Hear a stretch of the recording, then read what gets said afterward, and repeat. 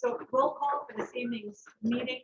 We are down 2 board members who are excused and are taking some much deserved vacation time. So Somebody have a microphone, we can't hear a word back here. I'm not sure that this is working. It's on. Give it a try.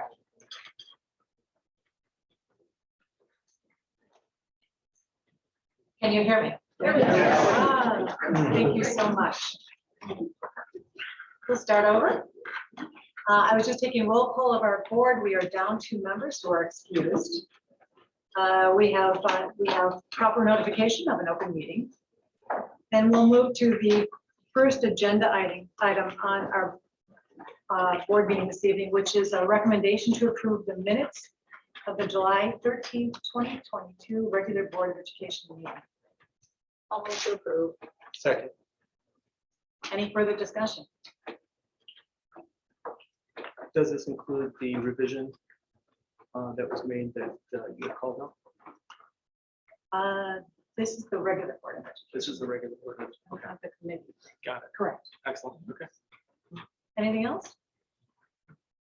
If not, I have a motion to approve the July 13th, 2022 regular Board of Education meeting. All in favor say aye. Aye. Opposed?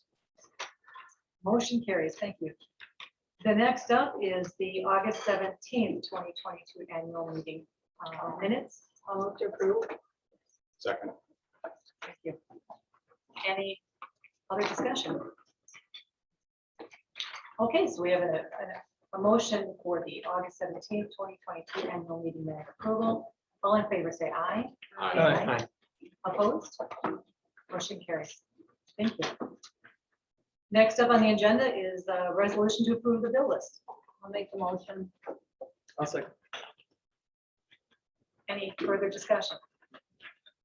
We have a motion to approve the bill list. All in favor say aye. Aye. Opposed? Motion carries. Thank you. With that, we'll move to the superintendent's report. Thank you. I have a brief report. I do not have any student or staff visitors this time around because we're still in summer. But I do want to share with the board how we are prepared for this upcoming school year. Thank you. So on Monday and today of this week, we have oriented new staff members.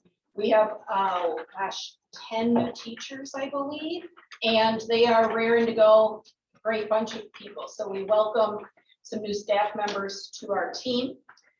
Tomorrow, we will start welcoming more new Warhawks to our team because WINGS, our freshman orientation program, begins. So Wednesday, Thursday, and Friday mornings, we will have all kinds of new, excited, and perhaps a little nervous students in our school.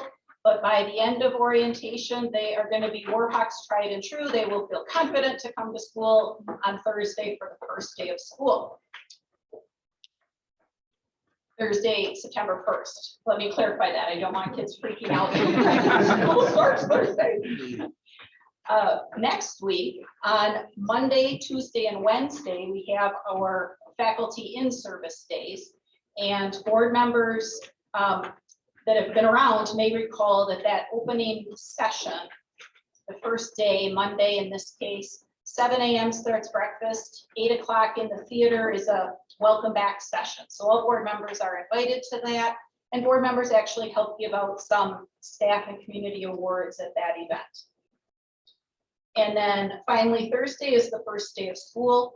I especially want to take some time publicly to thank everyone that has worked so hard this summer to get the school up and running. The physical building has had a lot of work done, so our custodial crew, our buildings and grounds crew are working hard. We have had hundreds of kids register. Our office staff has helped with that. We have had other office staff, district office staff help in terms of purchasing supplies to be ready for the school year. We've had our administrative teams hiring teachers. People think in terms of, oh, summer break, like schools shut down. It is an incredibly busy time of year, and I thank all of those staff members for their work to get ready for the school year.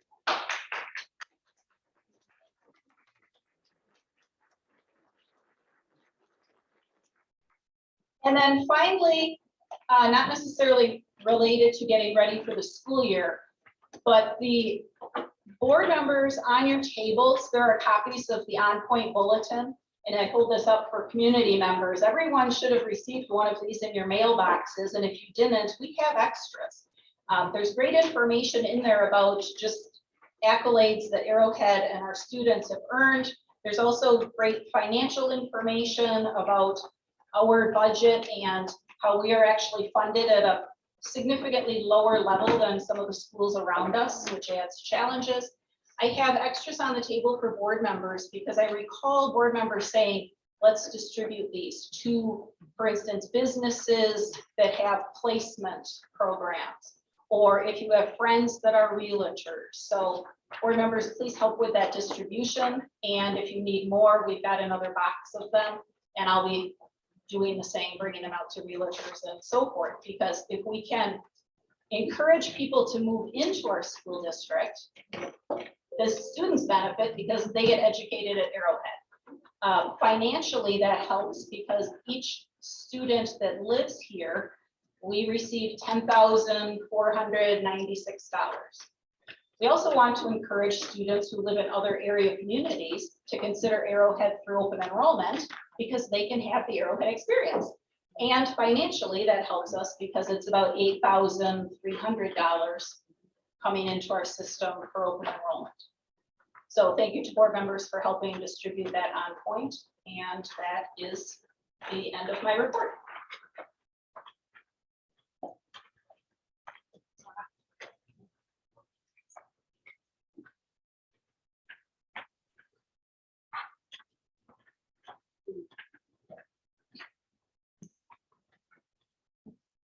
Okay, thank you, Laura. So with that, I think we'll move into committee reports. The first comments. I'm sorry. Oh, I'm so sorry. That will open it up to our public comment section, and I think it's Kate has the sign up list. Oh, thank you. Thanks. Thank you.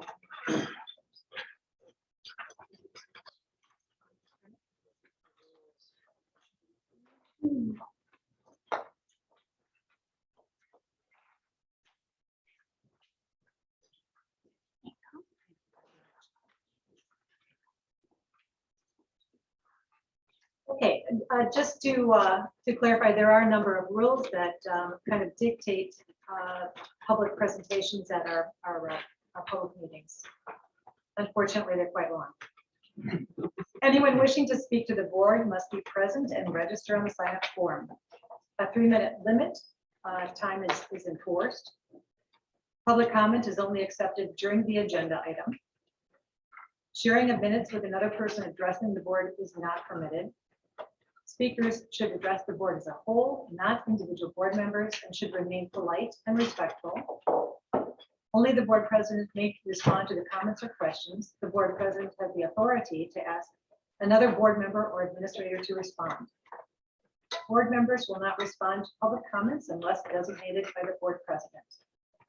The board president has the authority to cease any conversation at any time for any reason.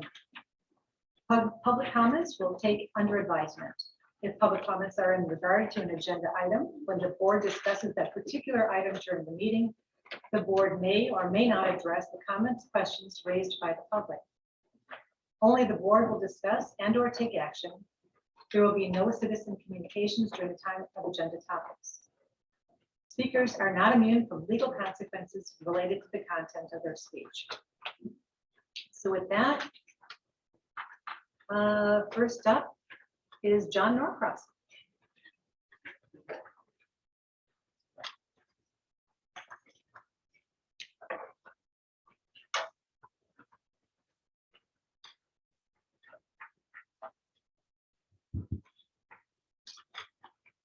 Okay, delighted to see so many people here coming up for a critical issue like pool. I am going to make my way from the annual meeting that was held the other week back to the pool in my public comments. And we'll start with the annual meeting. I and others in the community are still processing the comments made by a board member about wokeism, and the LGBTQ community at the end of the annual school board meeting. This is on top of the introduction of concept policy 651, which I'm sure we'll hear more about today, which in its original draft and in the verbal request by other board members to halt the practice of asking students for preferred pronouns was yet another negative mark against our district. These comments come at a time when other school board members in other districts are working to enact similar policies that denigrate or otherwise stigmatize vulnerable communities.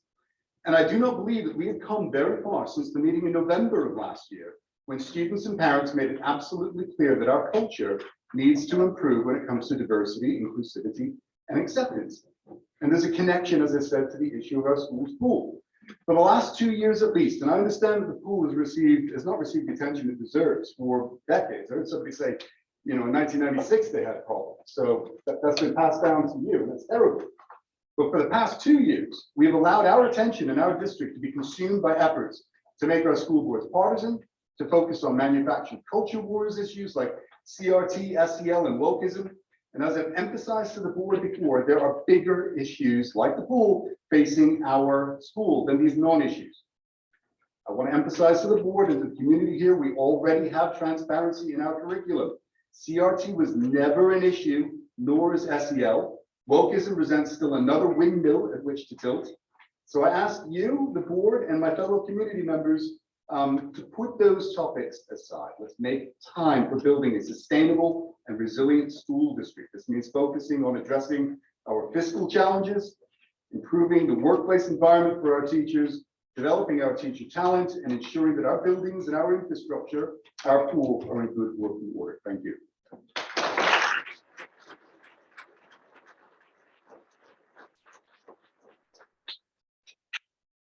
Next up, we can hear from Suzanne Martin.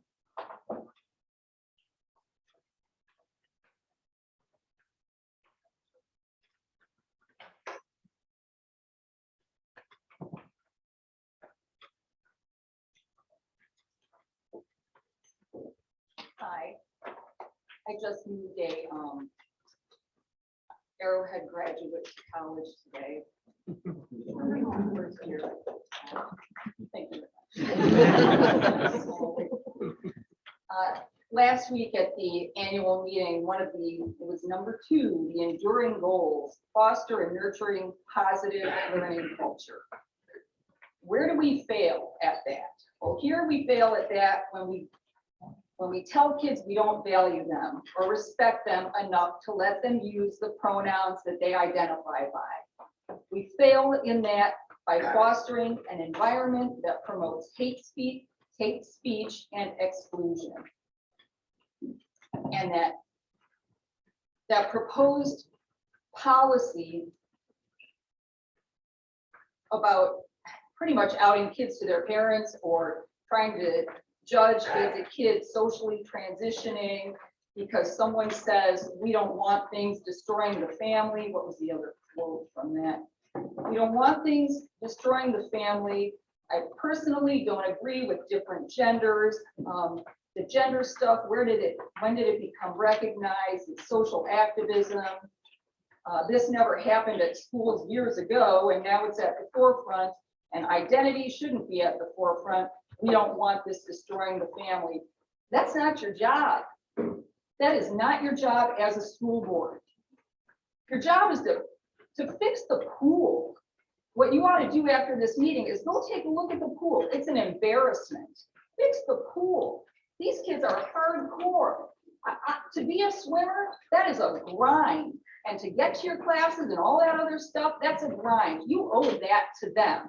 But the stuff about pronouns, you got to drop that because we are in 2022 and those days are gone. People like this exist and you have to recognize it, and you can't policy your way out of it. Speaking of policy, what about this firm that you guys have that you're going to propose to represent the school board from now on? What happened to Bob Butler? What's wrong with him? How did this firm get vetted and where did they come from? I have questions. Who wrote the policy on the pronouns? What was it in response to? Who asked for that? Was a big outcry? I don't want kids. I'm feeling nervous about a kid next to me using a different pronoun. Did it come from something like that? I don't think so. Who engaged this new law firm? Did Arrowhead seek out a new law firm, or did they come to you? Where's the connection? Who knows these guys? Have they been vetted? Have you looked at other firms, or is it just this one firm you're looking at? And what do you know about them? What do you know? And I know you know a lot about them. All you got to do is look them up, because 20% of them, at least, are members of the Federalist Society. Okay, you guys got to look into this. You can't go voting on this stuff without picking this apart. It's too important. But fix it cool. Thank you.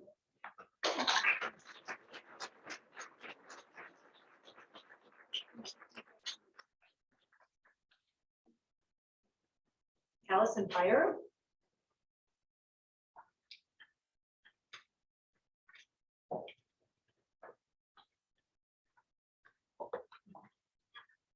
Good evening, my name is Allison. I am an Arrowhead resident, and in recent meetings that I've either watched or some things I've seen pushed out from meeting agendas, I did want to come and speak to the transparency and curriculum policies and the student pronoun use authorization policies.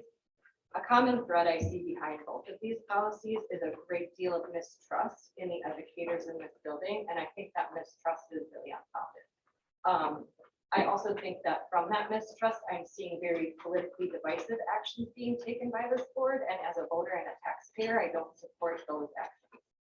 Specifically in the transparency and curriculum policy, I think one of the things I heard from the conversation is that the superintendent brought it to your attention that the parents in their climate survey indicated that they actually feel like they have a good opportunity to engage with their child's curriculum.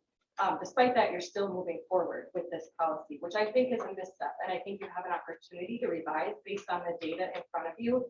And I personally haven't seen that action taken, which I find very disappointing, because I would expect the actions of the school board to be very data driven and not driven by a desire to implement a political action. The other thing that I want to bring up related to that policy, and thank you to those of you in a policy meeting who brought this up, is I do worry that it places an undue burden on teachers. And I do look forward to hearing the results from the teacher survey that I hope is forthcoming, to really hear from them what they think the impact of that might be. The other policy I wanted to hit on was the student pronoun use authorization. Two things that stood out to me is I found two parts of that policy that made me go, I'm not sure this policy is legal. I'm a resident, you're a school board. It is your job to make sure policies are legal. And if I, as a president, can pinpoint that in a single reading, you should be taking big pause. The first thing I want to point out is that students are allowed in Wisconsin state law to have privileged communication with certain staff members at school. If you're not familiar with that law, I suggest you get familiar, because your policy is in conflict with that.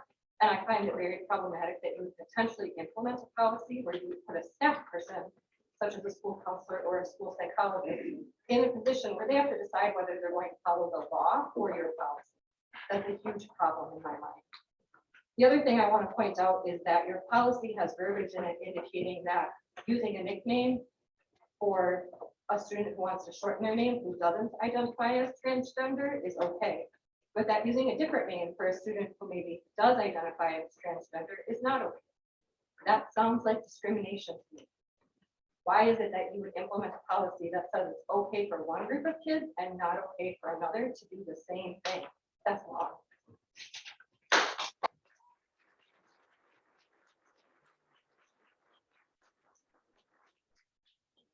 Thank you, Allison.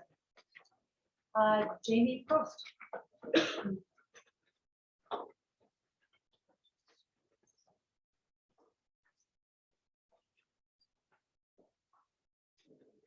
I lived in Lake Country for 30+ years. I had 2 prior female students who went to Arrowhead High School. They certainly had great experiences for at least a decade with coaches like Mark with the Lake Country swim team. They were on the high school swim teams. They might not have been the superstars at that time, given the competition and people coming in. So it was a great experience. They used those great swimming skills, to lifeguard, to scuba, to do an Ironman. There's also a lot of community value with swim lessons. At one point in time, I think the K-8 schools were coming in fifth grade, maybe as a gym unit to make sure we didn't have drownings like are happening in Lackville. There's lifetime lap swimmers like me. I still go and do my laps. So there's a lot of value, and I think there is a lot of self-reflection. Whoever brought up the point of how did we get here? Let's make sure we learn from history, and you have to maintain the library. You have to maintain the parking lot. You have to maintain the football field. You have to maintain the classrooms. It's inexcusable that the pool is not being maintained. And one final, I agree, driving in teens don't work so well. It's a risky scenario to put them on the road more. And in this litigious society, I don't know, a litigation would be a whole lot more expensive than $350,000 if a student is injured because of those policies.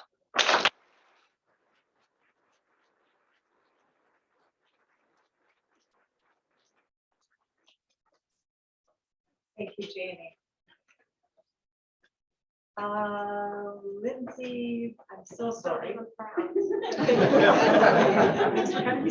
Lindsay Srozik. Many of you all know who I am. I am a graduate's mom. I also have juniors this year. Boomer, aka Courtney, is my daughter. I'm embarrassing to tell her right now. So I actually also swam for Arrowhead years ago. I'm not going to age myself too much, but back then the pool was questionable as well. But I know this board and I trust this board will make the correct and right decision because we voted you in, the newbies, and we also have those who have been here and we have discussions.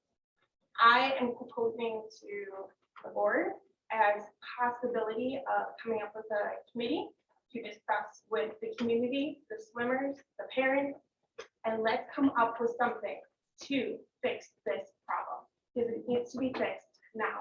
Not 5 years ago, not 20 years, now. These kids bust their butts. My daughter is a swimmer. She's also a track runner. And she would get up in the morning, she would swim, she'd go to school, she would go to track until 5, and then she would go to Phoenix Swim Club and swim after that, and then get her grade, her schoolwork done, and be an amazing student. And I can speak for a lot of these kids that they do the same exact thing, and I can tell you this is our swim family, and we stick together. And we're not going to give up on this, and neither should you. Thank you.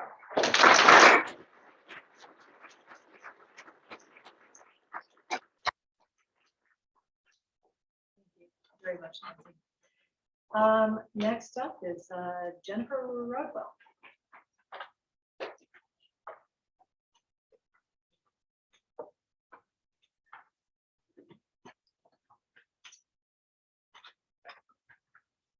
My name is Jennifer, and first off, I just wanted to say thank you to the board, the Arrowhead community, all the students, parents here. I am not from your district, but I am obviously a member of the Lake Country Phoenix team. Have been for 3 years now, and we are a family, and that's what has compelled me to come and speak. I appreciate the opportunity as my district closes speaking to residents only. So my preparation was from this morning, so I apologize if it's scattered in thought. But I just wanted to speak on behalf of my son who is here with me, who will be turning 12 in the fall, and again, it'll be second community and Lake Country Phoenix through the Learn to Swim program. And after a year, we're on the competitive team. In addition to some of the things that were mentioned in regards to swimming benefits, I just wanted to add that swimming is more than just something recreational to do. It is a life skill. According to the CDC, swimming is a way to prevent childhood obesity and improve strength, flexibility, and stamina, balance, and posture. Encouraging your child to swim, according to the CDC, can also improve their mental and emotional health. Natural buoyancy of water is more relaxing than other types of exercise, and people tend to exercise for longer periods of time while swimming. It can also improve your overall mood and combat depression.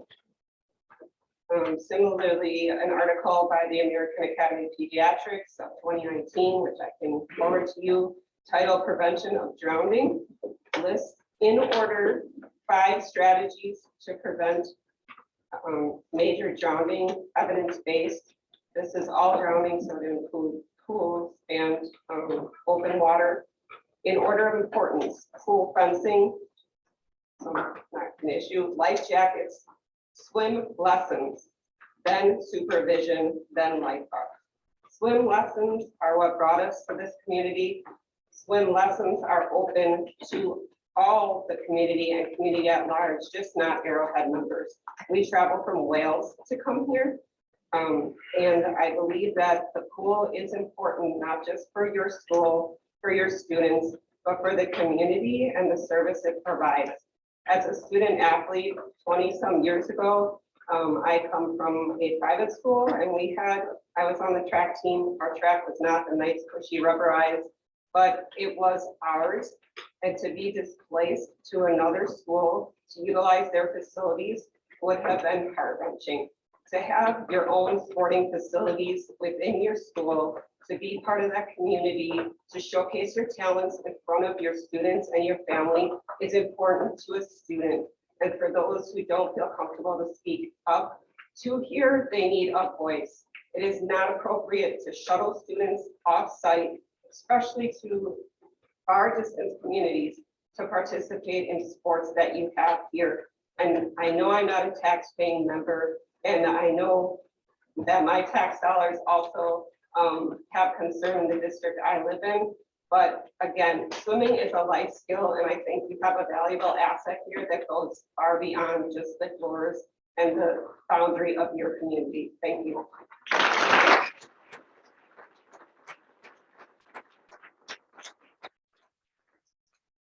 Thank you, Jennifer.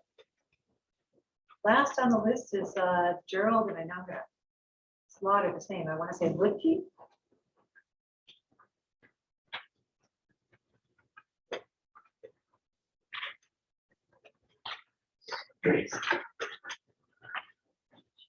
Good evening. Wanted to make a couple of simple points. I'm an opponent of all the BS that was discussed early on here when we started taking public comments. I urge the board to do what you got to do to keep the focus on education and all the things that are listed on the student's report card, not on all the special classes of people and identities and so forth, because we don't have time for that. We barely got enough time to get the education they need on a daily basis. On the pool subject, I don't know what the procurement process is for the district. I would urge you to look far outside of metropolitan Milwaukee if you're not getting the right answers. Because don't talk to consultants, talk to somebody that actually designs and builds pools. Maybe there's some savings to be realized. Maybe there's some different ideas that can be brought forth. Because Heartland's full of amenities and the pool shouldn't be lost for a small amount of money. Thank you.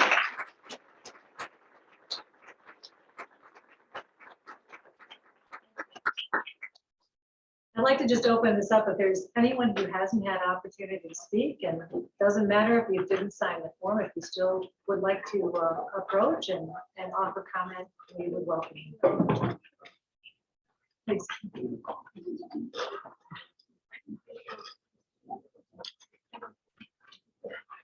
Hi, Jim. Thanks, Tim. Thanks to the board for having us here, for listening. Really appreciate the listening session as well from earlier today. So I'm going to summarize just a few things, a few points that some of that came up in the listening session, and just a few other things that I think this board should think about as we make this really tough decision. You know, first, we talked earlier in the listening section, we heard about the tradition of excellence that Arrowhead has, right? So I'm not going to reiterate all of those things, but things like 11 state championships for the girls, 6 state championships for the boys, more individual champions than any other school in the state for girls, right? multiple D1 athletes. You heard earlier from an Olympic trial qualifier. Hopefully we can get a couple more as well. So just this tremendous tradition of excellence, it would be a shame and a travesty to see this go away. We talked about all of the D1 athletes that we have here. I think the swim program probably has more D1 scholarship athletes than any other program in Arrowhead. And again, that would be a shame. You heard about safety. The lessons program having a significant wait list, as we talked about. Closing the pool will hurt this community. And just not giving the kids the opportunity to learn how to swim. We talked about the student athlete experience as well. So my oldest daughter graduated, she's a swimmer. She's swimming club in college, but she had a 4.0. She graduated with a 4.0 and she went to practice in the morning, went to practice later, took all AP classes or a bunch of AP classes and studied constantly. When she wasn't swimming, she was studying. My middle daughter as well, she's gonna be a senior this year, still has a 4.0, works really hard, studies all the time. If we make these kids bus and ship to a different place that takes another 2 hours out of the day of travel time, there's only so much time to study that the kids have. So either she sleeps 4 hours a night or she studies 2 hours less. And I don't think that's good for our kids. And then lastly, I think just looking at this, as we highlighted, and Laura's comments earlier talking about the financial aid that this district has with $8,000 for each kid that open enrolls coming into this program. If we look at it just purely financially, you heard in the open discussion, how many of these kids that are sitting here don't live in district and open enroll? Or how many others have moved to this district in order to just come in here and swim with this program? That's a lot of money. And that amount of money is significant, and we would lose it as an Arrowhead if these kids chose to swim somewhere else. Thank you.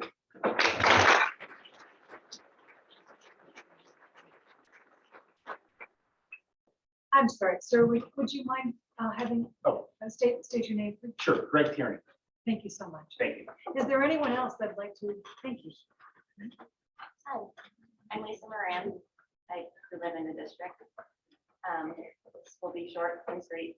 I did attend the Arrowhead annual meeting last week, and I just have some concerns about some of the information that was shared. During the first part of the meeting, the budget hearing, Jeff Gross discussed the challenges the school is facing in terms of filling teacher positions. Specifically, he said that we just got our last math teacher the other day, thank God. It's getting harder. We used to get, 100 applicants for a teaching job. Now we're lucky to get 10. And for this math position, we had 3. Now, obviously, the financial aspect is a factor here. Jeff indicated that teachers were receiving a 2.8% increase in base salary this year, compared to a 4.7% increase in CPI. How many of you would continue to work for a job that couldn't even pay you enough money to keep up with inflation? I know I wouldn't stick around. Regardless, we know that some teachers are willing to stick around and continue to teach, thank God, presumably because they enjoy teaching and are passionate about what they do. However, in the last few years, teachers have also had to go through the pandemic, and they have been underappreciated, insulted, demeaned by many parents and community members who question their motives, their intelligence, their ability, what they're trying to do. Now, to top it all off, the school board is discussing concept policy 334, transparency in curriculum.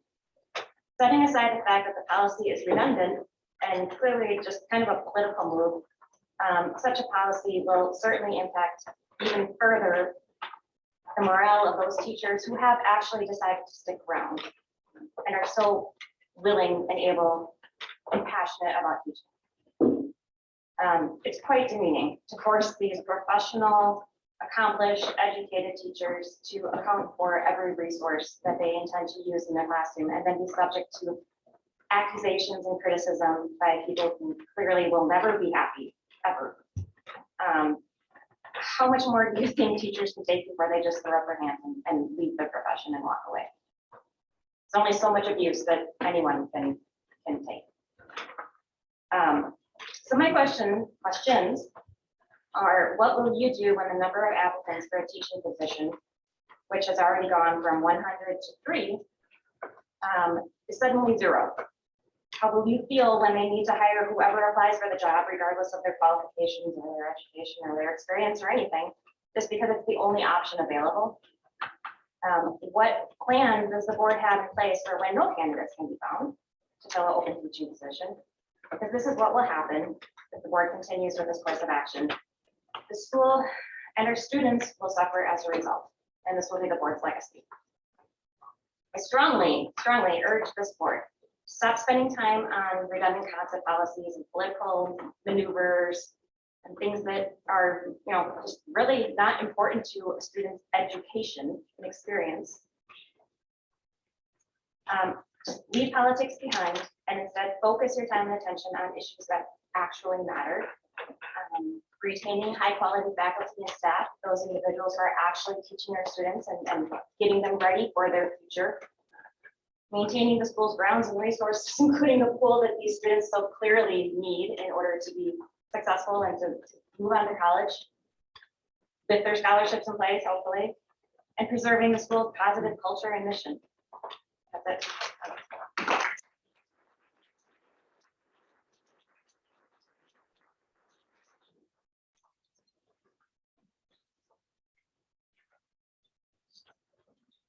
Hi, my name is Laura Vogt, and thank you very much for opening up the opportunity for more of us to speak. I will be quick. I just want to make sure that the board recognizes all these students that are here in support of the pool. These kids, as you've heard, are here all the time. My daughter's going to be a junior, and she lights up when she comes home from teaching swim lessons. It could be your kids, it could be your grandchildren, but she comes home and she talks about the outcome of their swimming. I got a kid to do a bob today. Who's excited about a bob? These kids, every one of these kids is excited about a little 2 and 3-year-old doing a bob because they know what that's going to grow to. So I just want you to make sure that you recognize that this group of kids is here because they love this school, they love this pool. I walked into this pool in 1983 as a swimmer. There's 2 differences in the pool in those years. One, there's no diving board anymore. Okay, that's a tragedy because we don't have our dive team here. They're not part of Arrowhead. They don't feel a part of the team because they don't practice here. The other one, more state championship banners on the swim team for Arrowhead and the swim team for Lake Country. Again, just look around. Please use this as the community support to get the funding for that pool. Thank you.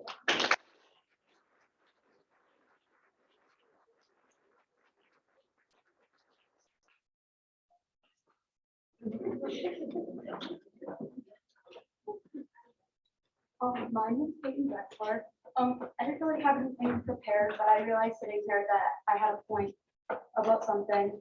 I didn't move to this area until my junior year because I was told that I would not have a swim team because the community that I grew up in did not have a pool. This showed me the 3 different high schools to find a program that would allow me to swim. And it's something that I love. And sorry, one second. Growing up in a community that didn't have a pool, I know what it's like to love something so much and be told that I couldn't do it or I would have to go to another school. Without swimming in this program, I wouldn't be committed to a D1 school to swim because I never would have had the opportunity because of those people that told me that they would not build a pool. The swimming pool offers so much value to children in other high schools. Don't take away an opportunity like swimming, like everyone in my community gives me.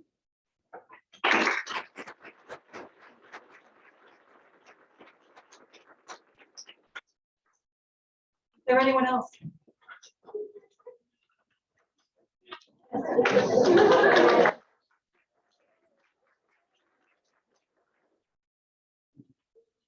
Hello, I didn't really have a speech prepared today, but I was sitting here and I was just thinking about my little sister, who's 11 years old and is on the swim team. and I have made some of my best friends on the swim team. I've learned to swim. I teach kids how to swim now. And I don't think that it would be a benefit to this community to take away the swim programs or the swimming pool just for that reason. I literally taught the other day a little girl how to float for the first time, and then her mother told me that she fell in the lake and that she floated for 30 seconds until her mom was able to get her. That was from learning how to swim here. And then I also taught her how to swim at the lesson program. Secondly, my mom talked earlier. I am transferred from Ocon. I school choice in here to swim with the best athletes, and Arrowhead has given me that opportunity with the swimming program. And our amazing coaches, Coach Stan and Kenichi, have brought in some of the most amazing swimmers ever. And it just gave me the opportunity to swim with the best. And I can continue that in college if I choose to do later. And sorry. Finally, I would just like to say that taking this away would be a huge detriment, especially to any little girl who's just like me, who fell in love with swimming at the age of 4, and just like my sister who fell in love with swimming and has continued to swimming. And I would actually hate for her to have to quit swimming because you guys took away the Arrowhead swimming pool.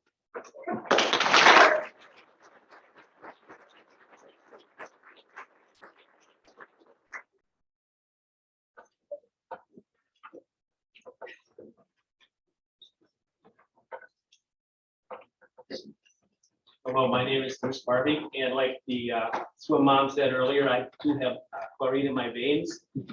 Fortunately, I grew up in Mequon, where as a kid, they had an outdoor unheated pool that they would throw us into at 9 o'clock in the morning when it was probably 65 degrees. I learned to swim. I progressed through the club programs at Air Homestead. I swam in the high school team. I swam in college. Fast forward 20-some years, my kids expressed an interest in swimming. 2 of my kids went through the swim program. 3 of them were on the state team. My daughter was on 3 state teams. My son was on 2. All 3 of them taught lessons at Arrowhead. They guarded at Arrowhead. They provided the income they needed to save money for college. Fast forward another 10 years. I'm now a lifeguard. I do triathlons. I use the pool. I swim almost 3 times a week. And I would really hate to see my grandkids not have an opportunity to use the pool here. Just like the Milwaukee would be just like the Duke if we lost the Bucks. Arrowhead will be no different than O'Connell, Milwaukee, or Sussex if we lose the pool.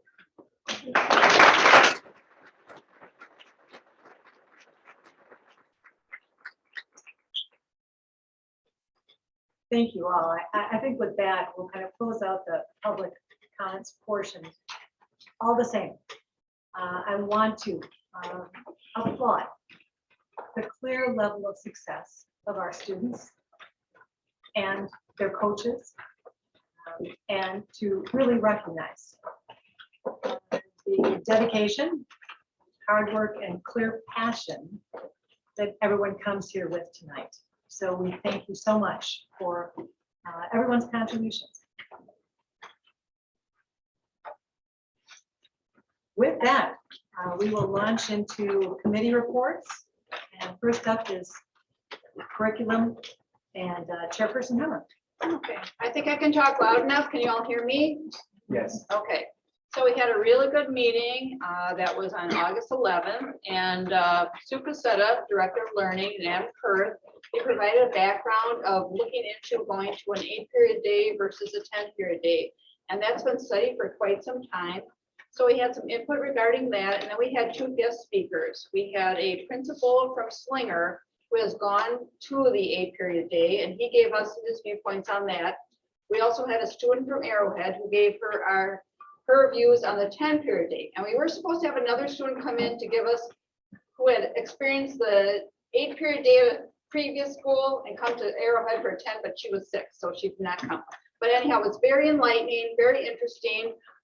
Sue or Adam, if you want to add anything. I think the point was just to update the committee on our continued exploration in alternate schedules for the 10-period day. The block, every other day block, or AV block, is one that we are considering, and we'll continue to update the board and involve parents and students and faculty in the continued explorations. But it was very interesting and very enlightening. And then you also talked about, let's see, that was the JSA trip to Washington, D.C. You want to go? Oh, sure, yeah. So this is a trip that the JSA students have taken countless years under the advisement of Tim Tower and Tamara Lindmeyer. They go to Washington DC. The JSA conference is usually Washington DC. This year, the conference is in Indianapolis, but the group would like to still attend Washington DC and tour DC and many of the places where laws are made and policies are debated, which is at the core of what the group is about. The estimated cost of the trip is $741. There's a Kringle fundraiser for it. And of course, it's all voluntary because it's part of the co-curricular program, and the itinerary was discussed as part of that committee discussion. Okay, and our next meeting date is set for September 22nd, and we have a discussion and action on the JSA trip. Yes, given that, do I have a motion to approve the JSA trip to Washington DC? So moved. Second. Thank you. Any further discussion? We have a motion to approve the JSA's trip to Washington DC. All in favor, say aye. Aye. Opposed? Motion carries. Sounds like a great trip. I want it. Okay, thank you. Next up is finance and legislation. Chairperson Thompson is excused absent this evening. We don't have a meeting date around the finance and legislation meeting yet, but it's to be determined. Next up is building and grounds, Chairperson Benneker.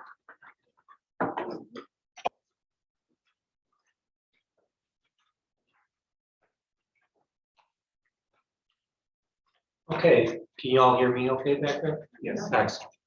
All right. Our most recent Buildings and Grounds Committee meeting was on Thursday, August the 4th. And the topics that were discussed there was we developed the dashboard showing the year-end review of budgeting, where we looked at the budget, the referendum spend, which of the $8.5 million that we have for the referendum, we spent about 3.3 million of it so far, with a couple more years to go on that. The other dashboard has emphasized other areas too.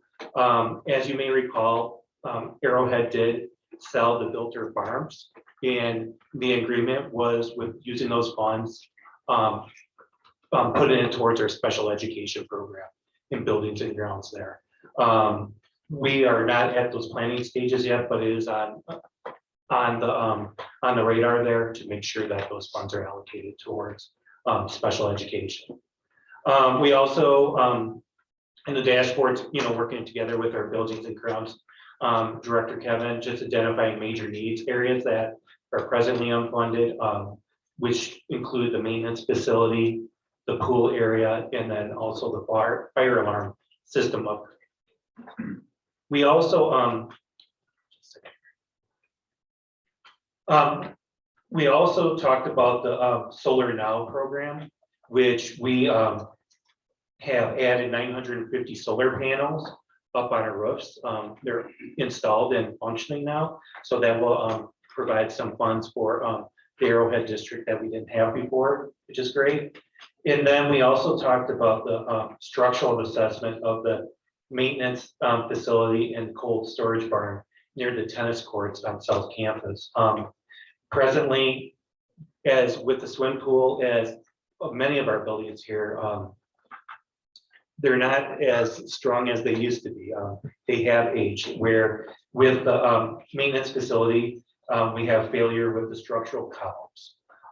So we have pretty much two options to ponder.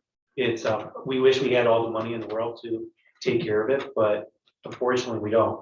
The first thing was to tear it down and build again, which would cost anywhere from $700,000 to $1 million. Secondly, the other alternative is maybe investing roughly $50,000 in fixing the two structural column failures, but then look into the near future that we may need to add, invest more into the maintenance facility. So that was, and we did talk lately on the swim pool, but we didn't get into too much great detail. And our next Buildings and Grounds Committee meeting will be Thursday, September 8th at 6:45. Okay. The next thing on for Buildings and Grounds here is discussion and actions for next steps on 2 items, the swim pool and the maintenance buildings. I would like to, I think, I would like to talk about the maintenance buildings first. And I'll be just reiterating things, but please, as a group discussion here, please chime in. Or if we also have our Buildings and Grounds Director Kevin Lipscomb here, or the administrative staff, if we have any questions before making decisions, as none of these decisions are easy. There's a lot to evaluate for everything here. So I did want to, as we mentioned before, you know, to rebuild the maintenance buildings where it is, the building is, excuse me, is not strongly built here, where we are, the administrative recommended to allocate $50,000 for the demolition of the barn building, and plus rental or purchase of a temporary storage containers for its content. Other things was evaluated is to allocate the required $48,471 for timely restoration work, as described during the Buildings and Grounds meeting on August the 4th. I would just like to open it up for discussions or questions to the board. Are we confident in the amount of, I'll speak loud enough. Are we confident in the amount of quotes that we've received thus far as it relates to your recommendation for the 50,000 as well as the 48,000? Yeah, the contractor we engaged is Bueller Construction. They're currently doing remodeling work on campus in some of our North Campus classrooms. They were the first call I made when the column failed. And they responded immediately with temporary shoring to make it safe. So I engaged, after I engaged Pierce Engineering that provided the report, I asked Bueller to speak with them about the recommendations, how to correct what's out there. And that was the proposal they gave me. Because of the seriousness of the matter, I was more concerned about expediting the work. But you know, we could take that time. As many people are aware, contracting services and lead time and getting people to respond is a difficult process. It didn't seem to me that this situation warranted it. Okay, and do we know how much time this will buy us from an overall building perspective? Are we getting 10 more years out of this? 5? What will it buy us for time? Well, the proposal calls for rebuilding the bottom portion of the column below the footing for the entire 12 columns for that older part of the maintenance facility. So that'll prevent it from falling down. The rest of the facility is still in disrepair. And I can't predict how long that part of the structure will last. But as the report from Pierce states very clearly, there should be some serious consideration given regarding the future of that facility, and that the issues are serious enough to warrant your consideration. So during the meeting, it was thrown out that this could potentially, the $50,000 fix could potentially buy us 5 to 10 years. Is that realistic? Is that something that that we feel is? Yeah, we could talk about it more in depth, and we could all agree on different numbers of years, but you could estimate that, but I don't have anything to give me confidence that it's accurate. I'm confident the structure won't fall down. Beyond that, you know, the roof could come off in a high wind, high storm or something like that. That roof is failing. Other issues are present out there. You gotta just walk me through the repair that's proposing, and I know you mentioned go around to each of the 12 columns. Yeah, so basically they're going to shore up, temporarily shore up each column, and one by one go through, excavate the rotten wood. Yep. Pre-engineered, pour a footing and pre-engineered steel a structure that would tie into the existing column. So the entire column would not be replaced. I think they talk about 3 feet up from the base. They cut there where there's good wood and then connect to that new footing and that new structural extension. Okay, I remember when we walked through there a few months back, it was the column, but then also one of the trusses, I think, had a failure, right? Was that 50,000? That's included in Do there. any of the truss repair as well? Within that estimate, it will replace that failed truss, correct? Only that one, or will it? It's will it the bring only some one that other- failed, it's the only one that failed, because the column failed. The other ones, he didn't cite that there's any issues with those. Okay, column This- failed first, then the truss Right. failed. Okay. The got it. column teetering dropped that truss, Got the it. truss was resting on it. So if you divide it by 12 plus the truss repair, that'd be your cost per column to repair. Kevin, would you mind reminding the board on the age of this particular facility as well as the exact utility day to day? Can you all speak up? Or- The microphone. It's, yeah. Yeah, the report from Pierce Engineers, there are no records of this portion of the facility when it was built. It's suspected that it was built in the mid-60s, making it past its useful life. And therefore, that's where we sit right now with a failed structure. And once again, the overall utility, how building and grounds uses this particular structure. Oh, so all of our plowing operations, all the grass cutting, field preparation, all the events outside, support all of that out of that facility. So if that facility goes away, or half of that facility goes away, that displaces all that equipment, that work area to repair things and support the kids and all those extracurriculars and everything else, plus keeping the place open daily for education. That would cut in half our ability to do that. And I don't know where we would house all that equipment if that half of the facility went away.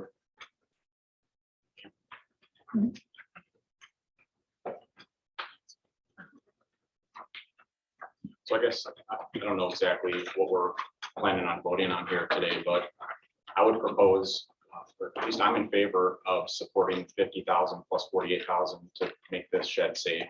You know, it's needed. I would make that contingent on, I don't know if this is a motion yet or not, but I would make that contingent on getting multiple quotes as well, 3 to 4 different quotes for similar work. And I'd also like the contractor to sign that the building won't fall over in 5 years, for example. Because basically I'm signing up for a 5-year fix on this thing. It's kind of what I'm thinking. So would it be possible Just to a get? a clarification, if I can interrupt you. The 48,000 was an estimate to demolish the old barn. Yep. Back there. That project will be handled by the environmental hazardous environmental management company. They will act as a general contractor and be responsible for the hazards there and the demolition of it. So that portion of that work will be bid out on its own little project. The other 50 for the existing maintenance facility, we could, of course, get more quotes. It'll take us longer while that sits the way it is. I don't know that I can get anybody to sign off on guaranteeing that would last 5 to 10 years. Okay, well, let's try. And if you need help getting contractors, there's a lot of people here that probably know some contractors that might want to bid this out. Sure.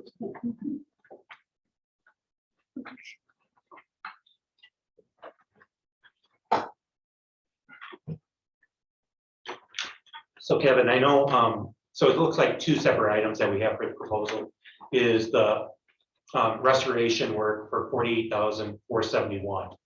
And then the other thing is the 50,000 in demolition of the barn, which would be separate.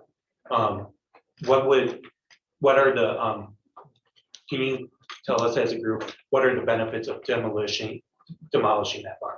Well, as the engineering report cites, there are other failures with that facility as well that make it unsafe. However, it's an old barn. We don't even know the date on it. And to put any money into it, there's no point to that because it's not a functional facility. It's a barn, it's a milking barn, is what it used to be. Probably came with Arrowhead when it was first built, right?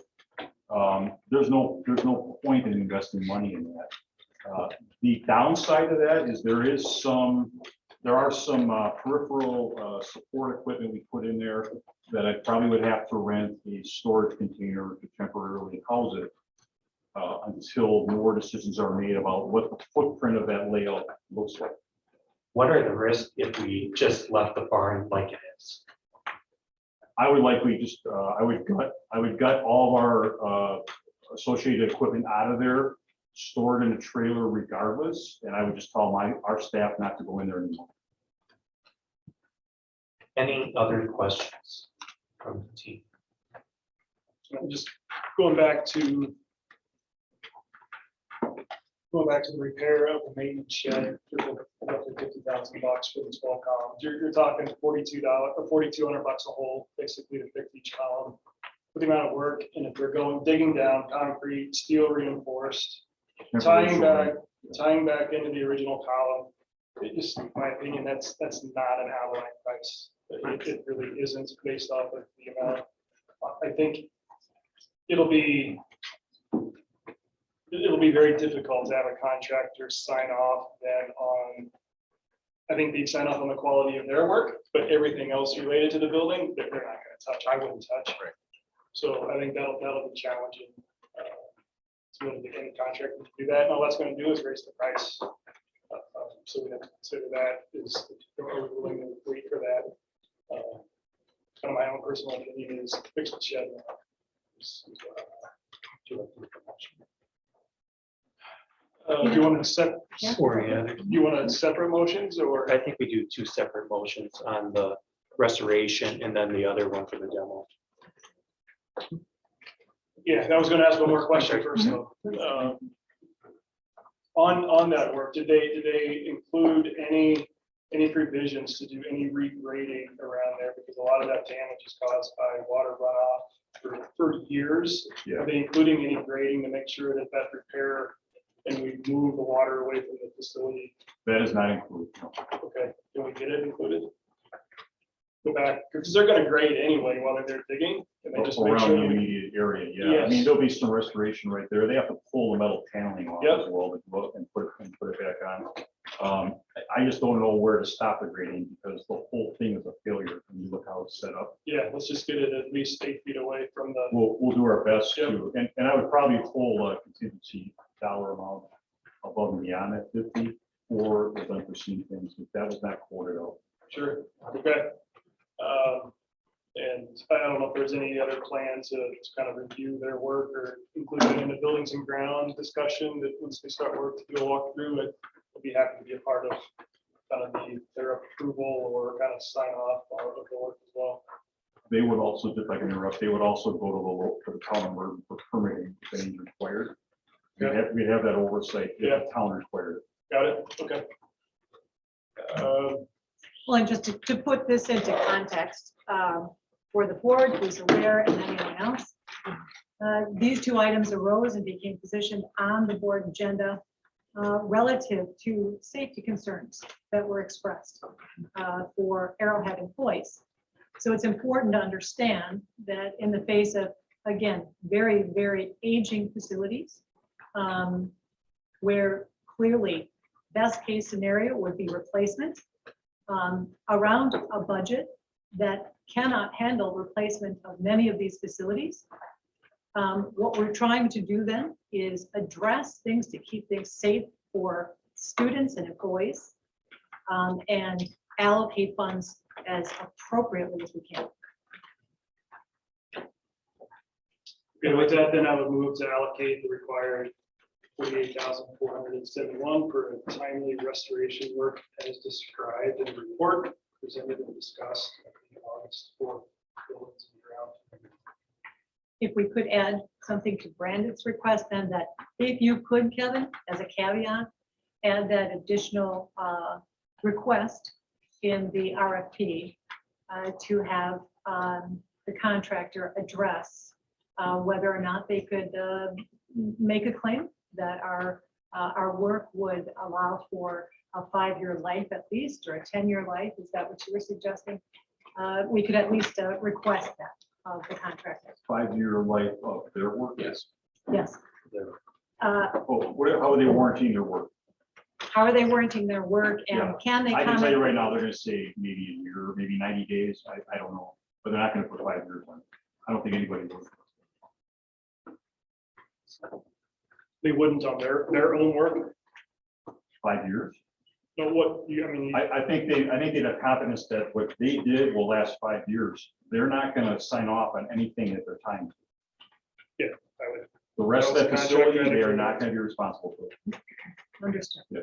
So I can ask the question on their work for 5 years. Maybe they'll draw a line at that. I don't know if it's beneficial right now. I can ask the Understood. I will ask the question. Understood, 48 is probably pretty reasonable, but in the effort of transparency, Speak up, please. I was saying that in the effort of transparency, I still think we should get multiple quotes on the project, even though it does seem reasonable on the surface. I know it's a little more work, and like I said, I could help you out with it from a contractor standpoint. We all know some contractors in the area that might be willing to do this work. May I make a comment? Sure. So I have a contractor engaged, ready to begin to work September 12th, right? The structure is falling down. That's all I'm gonna say.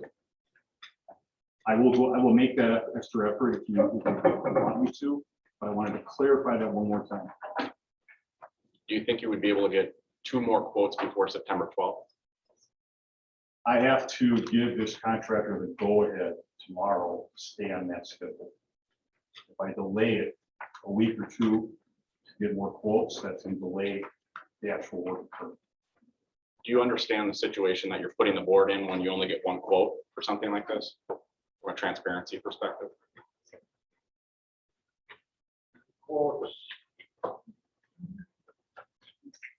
I understand your question, and the position here. I do understand that.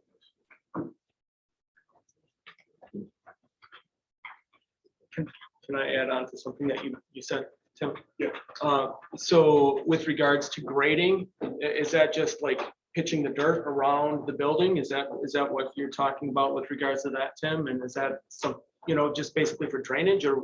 Yeah, that my comment was just to make sure that while we have excavating equipment there to dig, let's correct the grading, prolong the life and the repair of the facility, as well as you need to just get the watershed away from the facility. That's all my comments there for. That makes sense. Yeah, if it's pitched incorrectly, that. Yeah, it'll add to the problem. Okay. So Tim, if I can repeat it so that I'm sure I understand the motion you made. I know there's been a lot of commentary Yeah. outside of what you've moved for approval of the $48,000 reconstruction work without the requirement of the warranty, and your motion, as I heard it, didn't include the requirement that additional bids be taken. Is that correct? That was where I left it. Okay. And I think, But only one person gets to make a motion. right, so that was the motion on the table. I would second that motion.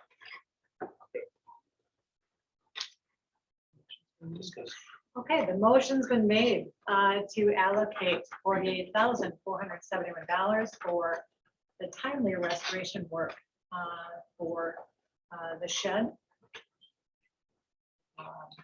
Any other discussion? Okay, all in Can I favor? just say one more thing with regards to the pitch? Is that something that you think, Kevin, that the maintenance staff could take on? Is the pitch pretty intense that needs to be graded out, or is that something that an excavator would need to do? It depends on how much, how invasive we want to get on the scope of the work. If we want to correct all the problems back there, we have to hire somebody. Perhaps when it's all done, we could do some more work to correct that in-house. Is there a way for? Okay, I'm sorry, I didn't mean to interrupt. I was just wondering if there's a way to correct that inexpensively and have the maintenance team at least pitch it so that right around the building, water isn't coming towards the foundation and rather just being pitched away. I think over the years, everybody's done what they could in-house. Okay. The problem is much larger than in the vicinity of the structure. The problem is that whole footprint is dysfunctional. Okay. So to do it anymore or make it go away would require a lot more effort. Okay. Sorry. Okay, no, not at all. Topic, so. Okay, so I believe we're ready for a vote. All in favor, say aye. Aye. Opposed? Nay. Motion passes. We can have a second one. Yes, we do. Fill in the ground. So for the next one is to allocate $50,000 for the demolition of the barn building plus rental or purchase of temporary storage containers for its contents.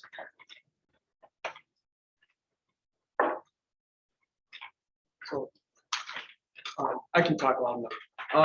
So you had an interesting comment, Daryl, just asking Kevin with response to if we don't demo the building, you know, and we could save that 50, we would just let the building stay, but then it would potentially be a hazard, correct? There'd be no way to, I mean, over time, you would lose the ability to secure it and keep people out of it. You know, there'd be more storm damage, exposing it, and so on. You can imagine what could happen down the road. And this is the facility, Kevin, that would need asbestos abatement, right? Yeah, that, most of that facility, the exterior is transite asbestos containing panels. You know, if those start flying around, then you can imagine the exposure to the public. And we'd still need the rental purchase for temporary storage. I would want to make sure we can reallocate other space on campus before making that decision, but it's a possibility. And we have other examples of doing that on campus. We have 3 storage trailers elsewhere. And the $50,000, to clarify, is a conceptual budget that our environmental contractor placed based on the experience. So once things are designed and go out to bid, that number could come down or it could go up depending upon the bidding plan. But that's a starting point. So it's not a bid, it's a conceptual estimate. So no troubles at all getting free bids for this. I don't think for a demolition project like that, no, there's no urgency. You know, we just kind of keep our distance from it right now. Should we table it to the next meeting? I think it would be wise to ask Kevin to put it out to bid. If you could, you know, procure three bids. It would be something that we can look at the next meeting. Could we make the motion, approve his conceptual budget, and if he has to exceed it, ask that he return? We could do that. Not to exceed. I just hate to ask this, but you know how the fire department always looks for buildings to demolish and have like a fire drill? Could you do that with this and just like not? I would not start a building on fire that has asbestos and possibly let's use it. No. Just Like your also, I do too. the estimated fee from our contractor, EFC, the environmental contractor, their proposed fee to manage the work and the environmental hazard is $4,400. So if there's discussion about going ahead and getting the bids, that would be one expense that would have to happen for them to take the next step. Much like working with a general contractor and their fee to do things, although they are taking responsibility for all the environmental hazards and all the disposal. Question related back to our property insurance that we carry on the whole campus. Is that barn included in our property insurance assessment in any way? Or do we get a reduction in property insurance when that goes away? Likely not a reduction. We should. Do they know that the barn even exists back there? They haven't been out to the property to check it out. I don't even know if it's listed in the building. It may be listed in this building, but it's dysfunctional. And so if you're asking if we let it go and the windstorm takes it No, away, if we demolish it, will we get a reduction? It's one less building to worry about. I would have to guess no, but I can ask the question. I guess I would move Would you that like we me to check on allocate. that? Yeah, I think we should, yeah. Not that it's gonna be contingent on my decision, but we gotta look at every angle to save a buck. Yeah, and it might save us a buck. Yeah.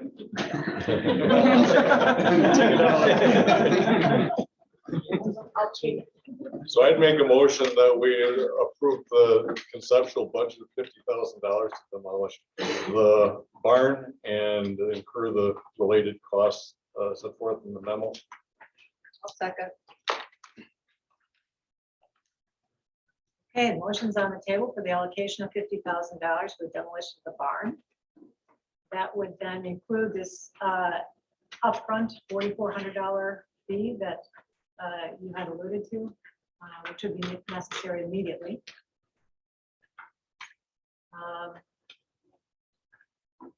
All in favor? Should we have some discussion? Any further discussion? Is it possible to make your motion contingent on getting 3 bids for the destruction of the barn? Sure. Go your second. I'll withdraw my second. I would modify my motion to require 3 bids. No, I'll second that. Thank you all three. So with those modifications, the motion on the table is the allocation of $50,000. Yeah, hear you.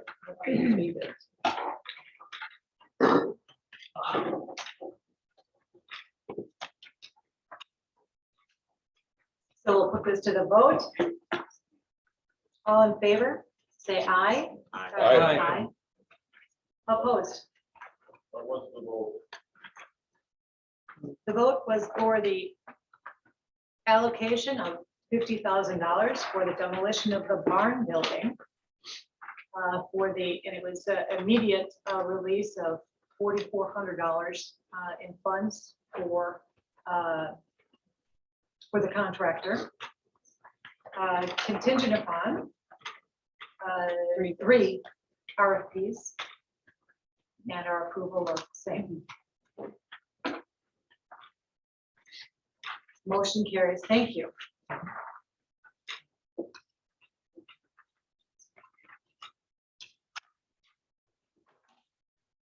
Thank you for everyone's patience. The next item is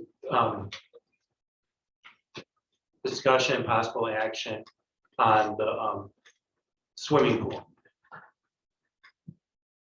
So just wanted to give a little background, as I know it was discussed that the problems, the $350,000 that people were alluding to tonight was in regards to the electrical system deterioration, where we are experiencing severe corrosion and exposed wiring. That makes it very unsafe for the employees that are working down there. That price was provided by Rainmaker that did the assessment in late November last year and presented the report in late March this year. In that report also, just wanted to be transparent, and I know in the agenda, it was showing Rainmaker's quote that there's other problems with the pool to consider. Ones that were, like I mentioned, the $350,000 for the electrical system deterioration, but also items that were included too was the air quality and ventilation, which says that it has poor air circulation for the people in there, as well as corrosion for bleachers or anything metal there. That has a hefty price tag. That's $1.2 to $1.3 million. And then also they talked about the cast iron piping, the integrity due to corrosion there, and also the mechanical ventilation layout, which has again poor ventilation. And then in one of the other reports cited by Weimer Pool Inspection, which did all of the bleachers throughout the gymnasium swimming pool, they did call out on the bleachers there having high level of corrosion too. So that's something to evaluate. So with the swimming pool, I mean, yes, there is the electrical thing of making it safe for the employees that are working down there, but there are also, you know, other things to consider when investing dollars into the pool, especially when you look at the second item of the air quality and ventilation, where they did grade it as poor, being 1.2 to 1.3 million. And it is in that report, when they did the assessment, they did recommend like, okay, get rid of the pool and, build again, but they provided these alternatives. So I would like to just have other board members comment. Any questions, again, asking Kevin, Laura, or Jeff, or anyone on the team. There's actually a couple of, I'm not sure if it's possible if you checked into it. Thank you. There's a couple of sections of video that I requested to see if it's not. System here to pull up. Okay. Can you direct the audience to view? Okay, so yeah, that's actually a great idea. Give me just a minute, I was ready for that. So I would really, anybody in the audience that would like to get a better idea of what is really happening with the pool, that haven't seen it firsthand, I'd like to direct you to some video. Apologize for my delay in trying to find this. Okay. It was the April 6th B&G committee meeting. Yep. So there's a video out on YouTube of the, let me mute this, sorry. Yes, the April 6th Buildings and Grounds Committee. There's a couple of time frames within there that I'd like to direct you to, from the 4-minute to the 11.5-minute section, really is a good area to watch. And then the second portion that I think is really important to see is the 18.5-minute to 31.5-minute section. So if you get a chance to take a look at that video, those are the two most important areas to help you understand the safety concerns with regards to what's really happening in the pool. It's unfortunately much more than just the $350,000 that we're looking at currently for electrical. I for one really appreciate everyone coming out to talk about this tonight. I think it's a really it's an urgent matter. I'm hoping that this becomes a catalyst for the community to get behind rallying potential donors. We desperately need a new pool at Arrowhead, and that's something that unfortunately, because of what Jeff shared with our community at our meeting last week, is not possible because of the way state funding works and where we sit on that totem pole. I did speak this evening about approximately an hour and a half prior to the school board meeting with our legal counsel, Bob Butler, with regards to this issue, and asking him what type of liability the school and the school board may have with regards to if we stick the $350,000 in, and then there is an issue anyway. There's a legal term called known hazard. And if you watch that video, you will see that as a board and as a community, we know about the hazards. That creates a real strong potential liability for the school if something happened.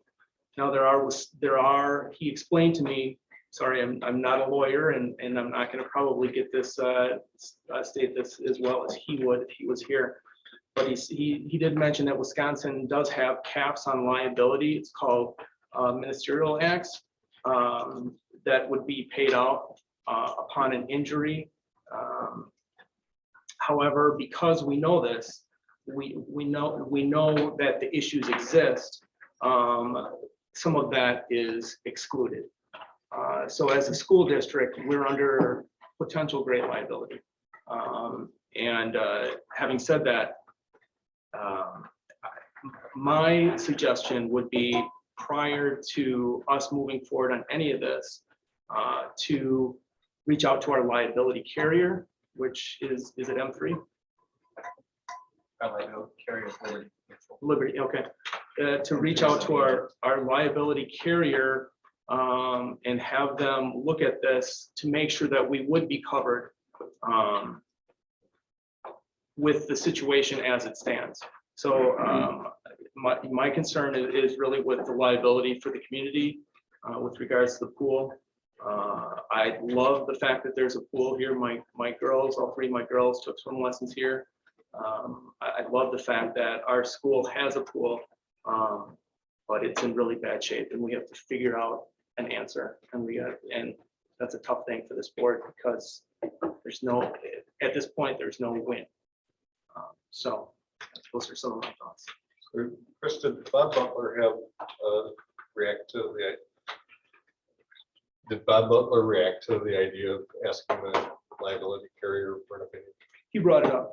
Okay. He brought it up. He said, does the liability carrier know the state that things are in? I said, I don't know. He thought it was M3, that's why I stated that. So that was his thought. His other thought is, it could also be inspected for safety, which could be another issue. But those were a couple of his thoughts.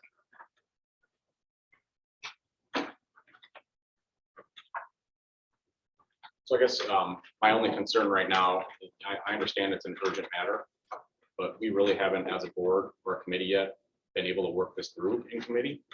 It was brought up very briefly at our last meeting, and we haven't had the chance to really beat it up, to be quite honest. And that's something that I feel like we as a board need to commit to in the next month.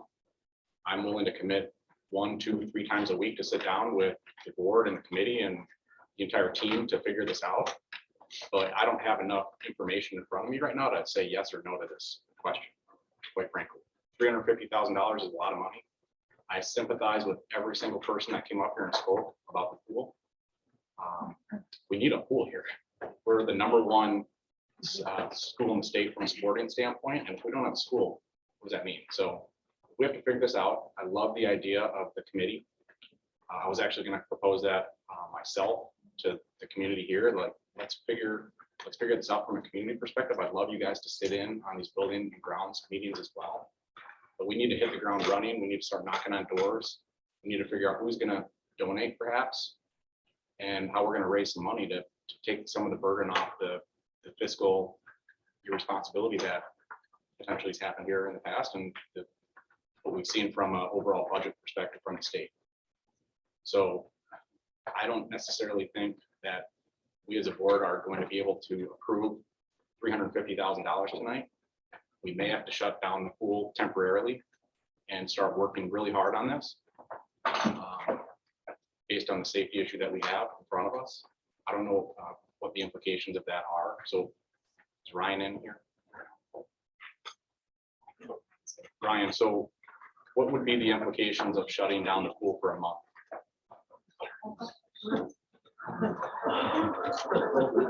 So what would be the implications if we shut down the pool for a month meeting tomorrow? Yep.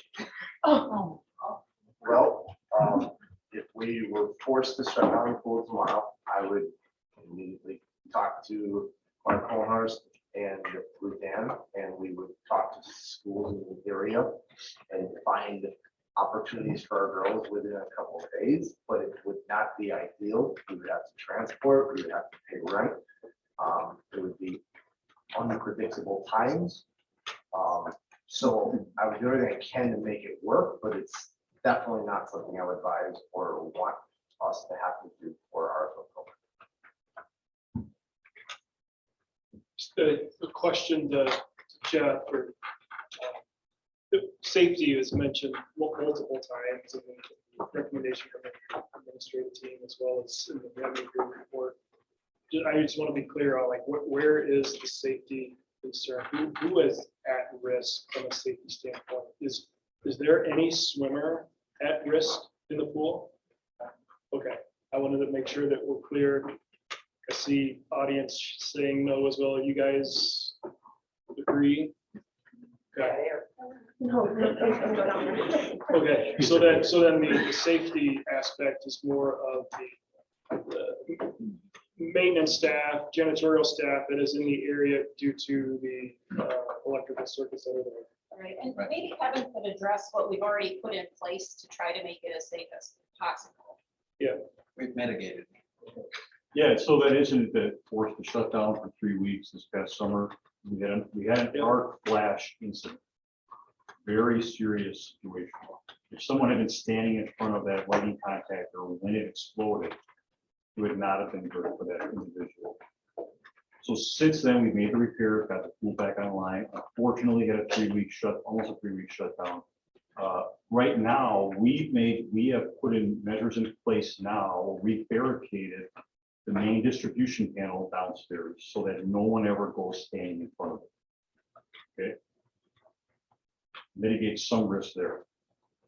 If we ever have to service anything that's fed by any of that distribution panel, whether it's on the pool deck or in the basement, you go to that distribution panel in the basement and isolate the circuit there.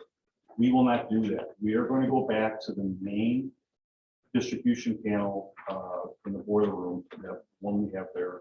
And we're going to shut down the main to the pool and turn off all the electricity in the pool and work with flashlights. Again, to reduce the risk of us down there. And then we're going to hope that when we turn that panel back on, that nothing else happens due to re-energizing those circuits. So those are some measures we're taking right now to reduce our risk, but those risks are still there.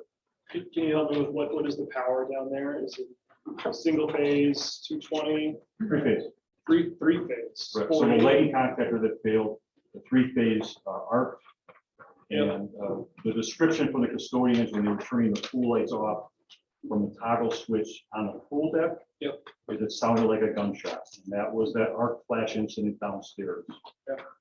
So much like the report stated from Rainmaker that was shared on April 6th, in that report, the electrical system is failing.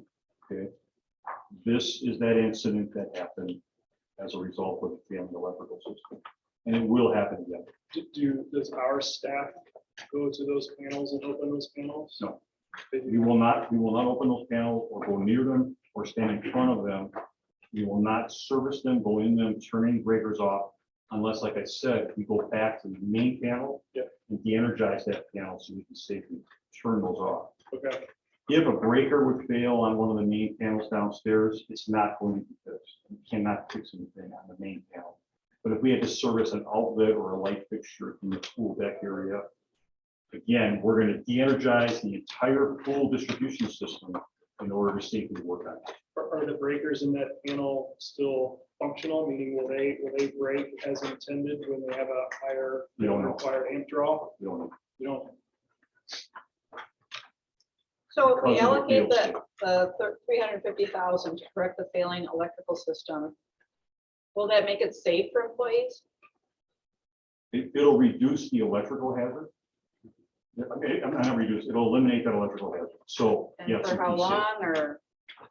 What eliminates the entire electrical failure and the hazard. So, So you don't have to worry about someone standing in front of something? I mean, what's down there lasted 50 years, so I would imagine where we put this new distribution system, it'll be in a non-corrosive area. It'll probably last longer than 50 years. But it'll be put in the right area, so it's not under a corrosive environment. And I'll clarify, the $350,000 again is a conceptual estimate provided by 2 construction managers based upon their experience, and it's a rough order of magnitude cost. So again, it could cost that once we get into design and bidding and bid multiple contractors. The intent is we get that dollar amount below that 350. But we're trying to set a high amount to cover all unforeseen things, because we haven't designed it yet. We don't know the bidding climate. I do know that electrical distribution gear can be a year out. So, making a decision to do the work is one great step, but it's still going to take a while to get done. But do you know ballpark the turnaround time of that? I have no idea. I just know. Are we from talking hearing weeks or months? What's going on in the construction world? Generators are like 36 months out. If you're building a new building, you better have had ordered all the electrical here a year ago. You won't have it at the time. So that's just word in the street. Some of the corroded conduit that now has exposed wire, still insulated wire, but some of that area that is exposed, is that still at that 480 run there as well? Everything there is 480, Right. So lighting and pumps? that was to a sump pump in the cockpit. That particular instance, I would propose to buy us time and eliminate that hazard. We would run a new feed from a panel somewhere else nearby. Yep. You just run a feed direct to that to eliminate the loose wire. Yep, got it. Okay. So that's part of that mitigation of bias time.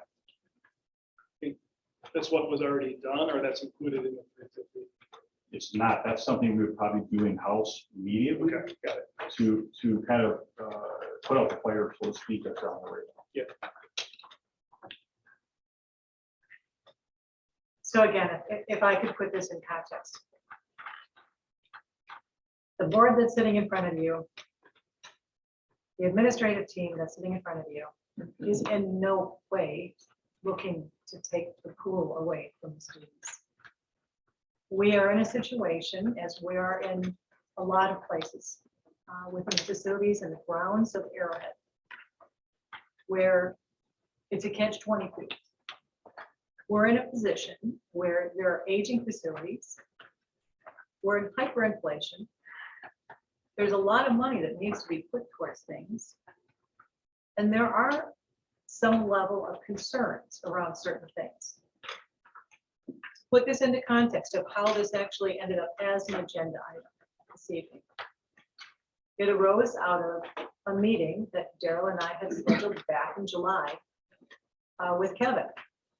And just coincidentally, on the morning that Daryl and I met with Mr. Lipscomb, there happened to have been a series, I think, of electrical storms in our area that week. And the morning that we met with Kevin, we found out that the pool was shut down. That in fact, one of the employees that had been working heard a really loud noise. It directed his attention to a particular area, which is that mechanical facility around the pool itself. And clearly, there were big burn marks because of the arcing in the circuit board. Kevin's comments at that time were, thank goodness, there wasn't an employee down there. Kevin's comment was also, thank goodness, this didn't lead to a fire. Now, when you sit on a school board and you hear those comments, you take them really seriously. So from there, we went to a building and grounds meeting, August 4th. Out of the building and grounds meeting, where again, a great number of these same issues were discussed. And these are, again, not new issues. There's been a great deal of very careful attention, great time and frankly talent from Kevin's staff and from Kevin that has been delivered to keep this pool full. So as we're talking about this at the August 4th meeting, following the meeting, Daryl and myself received calls from numerous board members saying, whoa, how long do we keep this up? What's the liability? What concerns should we really have around this? That's why this is an agenda item this evening. Again, we could not be more proud of our swimmers and their families and our coaches for the amount of dedication and hard work. We want to see them swim, but you must understand that our pool is in trouble. And in fact, while I'm on my soapbox, I will kindly direct all of you that were unable to be at the budget hearing last week, where Jeff delivered a fantastic update on our budget. Not only updated on where we are now and how we got here, but taking a look at our budget moving forward. And it's a concern. Everyone everyone looks at the optics of our school and says, well, clearly, it's a bright, shiny, clean, beautiful environment. But our budget is in trouble. And so I encourage everybody to please pull up that budget hearing video. It's viewable on YouTube, correct? And understand where we are now and where we're going to be in the next couple of years. So the board's job is to make fiscal and appropriate choices around what we know our budget to be. Again, it's what led us here. So I guess if I hear people correctly, perhaps the board is feeling ill-prepared at this point to make a decision moving forward. Help me out if I'm seeing that wrong. Otherwise, suggestions on where we should go moving forward.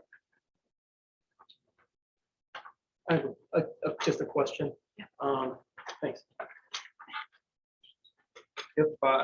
If hypothetically, Kevin, if we approved $350,000 tonight, what would your best guess on when a contractor could be brought in? So I've already engaged the professional services of an electrical engineering firm that we worked with before to get a proposal from them for their design services. Put together a specification to put out to bid for multiple electrical contractors. I'm expecting their price for their services to come back. This is a busy time for these kind of services, schools that they do a lot of work in, they're wrapping that up. So I expect mid-September, I have some information on what their design service will be. As we move forward, they begin that work, and my preliminary discussion with that company was potentially bidding out in December. And the timeline would be to try and do it in March. We typically do a shutdown with the least impact to the community that uses the pool. That's a proposed timeline. Again, we can't, bidding climate and procurement materials are beyond our understanding right now. So that additionally, I just wanted everybody to hear that. I was pretty aware of that timeline, but my concern with that timeline continues to be, okay, what if something else happens between now and then? That's a big amount of time when we've had some pretty major failures already happening down there. I continue to be very concerned about the safety of the pool with regards specifically to the electric. But I mean, my thought would be to listen to a little bit of Bob Butler's advice and to potentially table this until we get our liability carrier down there to let us know where things stand. That's just my thought.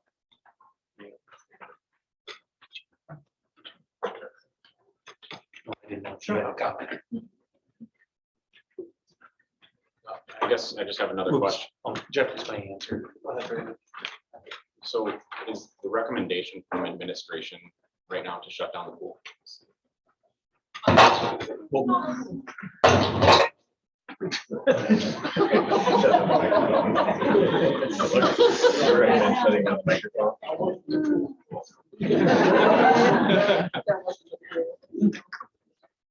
The recommendation from administration is not to shut down the pool. Our recommendation is to work as quickly as we can to get the entire electrical system revamped. Are there still problems with the pool? Absolutely, it's over 50 years old. So no guarantees. But that electrical system is what is currently dangerous to our employees. We put practices in place that we feel will keep employees safe. We don't have concerns. We haven't had concerns in terms of safety of our swimmers. If we did, that pool would be shut down. We wouldn't be putting kids in that position. Is it a good way to spend $350,000 on a failing pool that we all know and would love to have a new one? Not the greatest plan for that kind of money, but it allows kids to keep swimming. Maybe that would buy us another 5 years, 10 years, maybe it could be 5 months. We don't know that for sure. Jeff actually brought up earlier today a great analogy. If I had a pool in my backyard that, let's say it costs $100,000, and there was a fix, something failed, and I could spend $3,000, would I do it? Yes, I would probably spend $3,000 to keep my pool functioning. I wouldn't fill it in. That's 3%. That's what we're asking. A new pool is about 13,000 million, I'm sorry. 13,000. So, a new pool estimated to be 13 million to 16 million. We're talking about 3% of a new pool if it's 13 million. We're talking 2% of the cost of a $16 million pool. So relatively speaking, looking at it that way, if I have a $50,000 car, would I replace something broken for $1,500 or would I dump the car? Probably going to repair it. So looking at percentages, drawing parallels, at least in my mind, that made it more clear. We don't have $15 million for a new pool. I don't know that we can raise it that fast. If we could raise it that quickly, that would be great. Why waste 300,000 if we're getting a new pool in a year? So you feel with the safety protocols in place now where the employees are not supposed to stand in front of certain electrical boxes or whatever, that's okay? That will. And as Kevin said, shutting down all the power in that whole area if we're going to go anywhere near it. So there's other, like if, assuming you guys follow the NFPA 70E standards, electrical panels. Outside voice, please. NFPA 70E, I think, is this electrical standards. So there's other precautionary things that we can do to keep people safe. There's arc flash curtains we can hang in front of the electrical panels so that you could still have people go down, even though you'd stand in front of it. Arc flash curtains will keep everyone safe. So there's likely other mitigation steps that we can do to keep it safe above and beyond. So I do agree with your comment on let's talk to the liability, but let's talk to the liability insurance on ways to help us keep it open following the NFPA 70E standards so that we can keep it open. Because I think there's solutions that we can continue to do from a safe standpoint. So I'm not overly concerned there because I think there's solutions that we can do that are very inexpensive. You know, when I was kind of thinking when I came here, I was going to vote shut it down. But after listening to everybody and hearing what we can do and the protocol we're taking, even though it is a Band-Aid, I think it's worth it, in my opinion.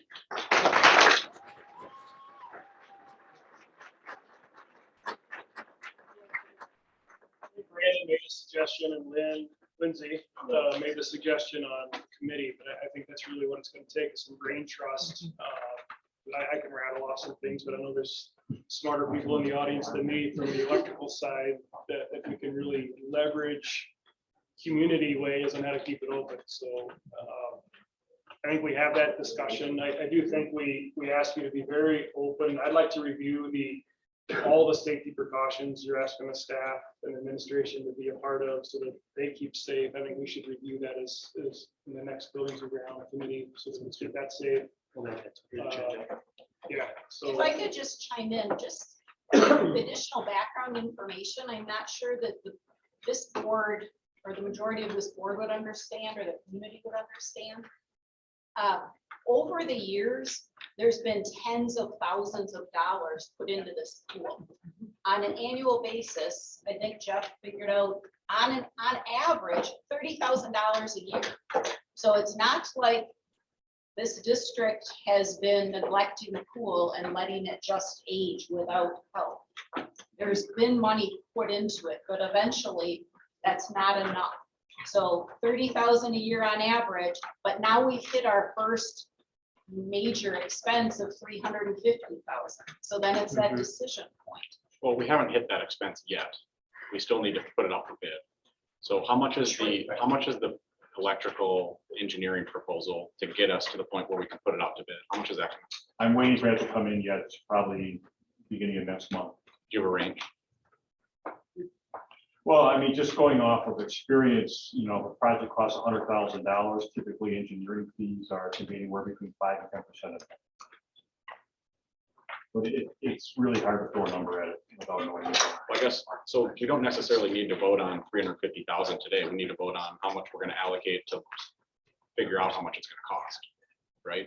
That would be a good way to put it. Yes. So in that case, I mean, I'm all in favor of getting the work done to figure out how much it's actually gonna cost us when it does go out for bid. So begin the effort for design and sit out and then see how they come back. Well, I would, I agree with what you're stating. Sorry to interrupt. I think you're right. I would say prior to that, I'd like to make a motion that we reach out to our liability carrier first to find out what our status is with that, and with regard to what Tim mentioned, what we can do to keep it open, and then to move forward with Brandon's idea of getting 3 bids and moving forward there.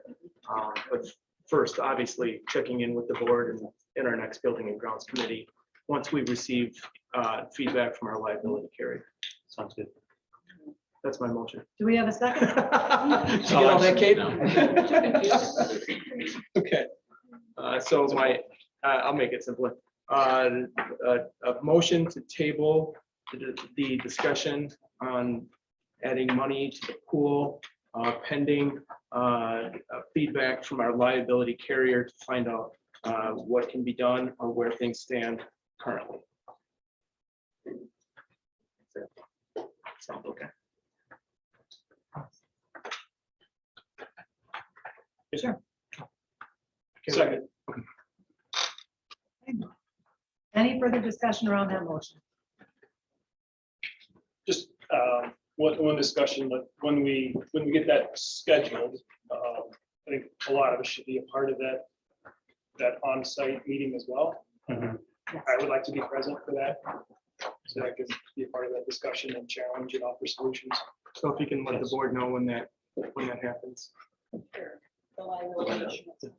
It does sound like time is of the essence, so the Yeah, right. faster we can do this, the better. I'm wondering if it wouldn't be possible to work on a dual track, the design work occurring while the discussions with liability carrier. I mean, I think my only concern, I like where your head is, but my only concern with that is what if the liability carrier comes in and says, you know what, we can't, you're gonna need this, you're gonna need this, you're gonna need like 10 other things.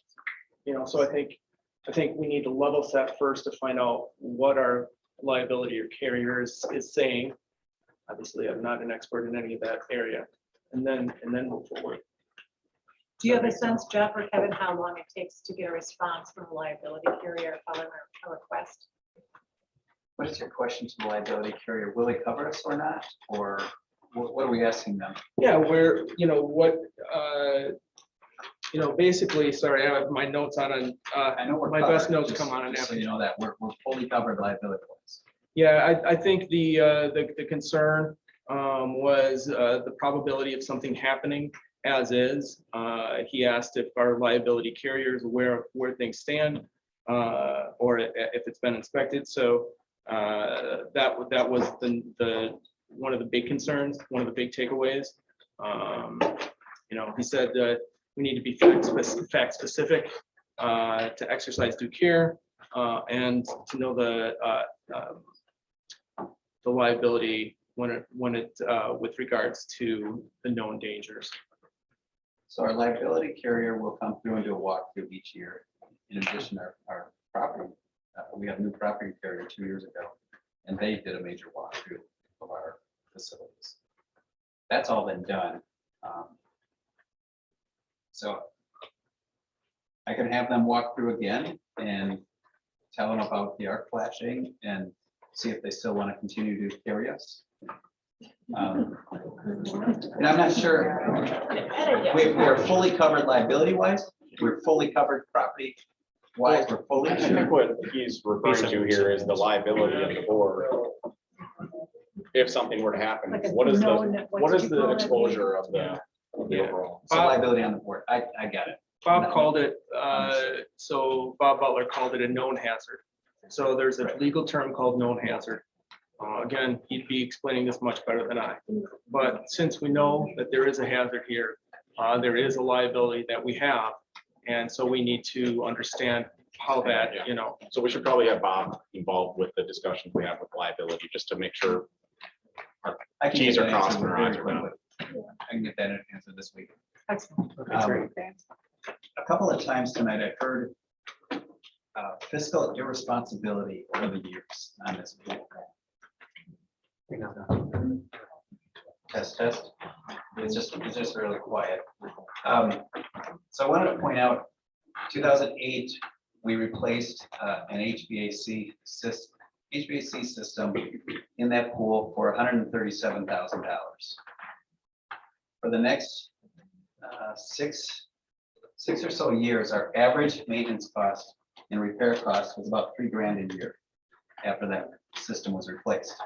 The next 6 years, as that system aged, our average cost went up to $23,000 a year. So as equipment ages, it becomes more expensive to maintain. We've got an aging pool. We've got a 50-year-old pool. That's just one piece of equipment on that pool. This thing is 50 years old. We don't have the funding, and those that weren't at the annual meeting, check out page 10 of the on-point bulletin. Come to my office and I'll share all of this with you, and I'll explain it for all of you again, or go watch that meeting online. It's really important to get this message out to the rest of the community. It's like if I need to buy a $50,000 car, so that's about what they cost, maybe a $30,000 car, but we'll make it 50 for easy numbers. And 2% is needed to make that thing continue to function and allow me to get to work. If I don't have the means to spend 50 grand, I've got to spend the 2%. That's where we are with this pool, if we're going to keep the pool running. So the decision is, do we keep the pool? Sounds like we're keeping the pool.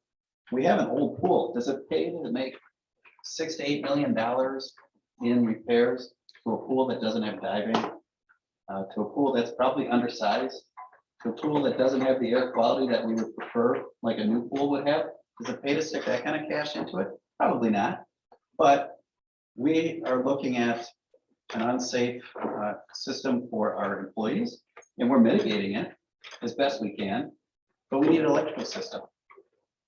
And for 2% of a brand new pool, we can make that work.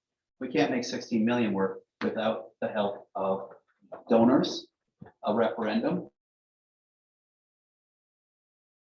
We need this community to pay attention. We need you to go out and spread the word. If we want to support, which is really important, and I can see that the value in it for these kids, it just makes sense to keep this thing running. I'll check on the liability. If I had a fear that we were in danger, I wouldn't allow that to happen. There needs to be some trust here that we're going to make sure things, we would, if there was a problem, we would have shut it down already. So. Yeah, it was just I presented to want the people to know board. about the school funding. I agree. issue, though. And it's not that we're being fiscally irresponsible. We're in Waukesha County.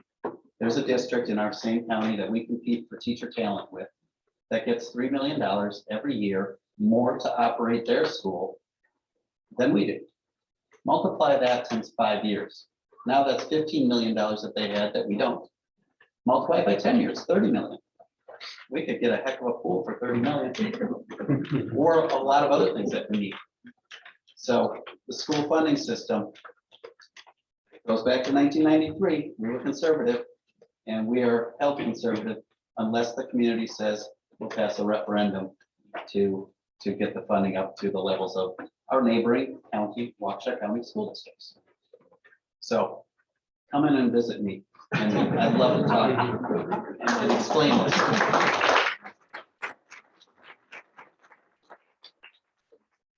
So I guess I still continue to have concerns about delaying this. And our concern is that we as board members are somehow exposed because of a known liability, and we're going to delay taking action on that known risk. Well, we talk to the insurance company. Doesn't that expose us more rather than less?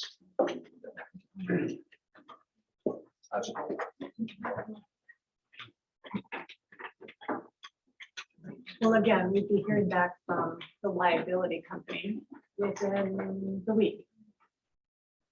Likely. We have the option of, Well, it doesn't sound like we'll really be liable according to. It does not sound like we'll be liable according to what Jeff is saying, and I agree with Tim that what I said before, time is of the essence. I think we should take a vote on the dollar amount. Do you have a proposal? We had a motion on the table first, so we did. we have a motion and a second. Please use the microphone.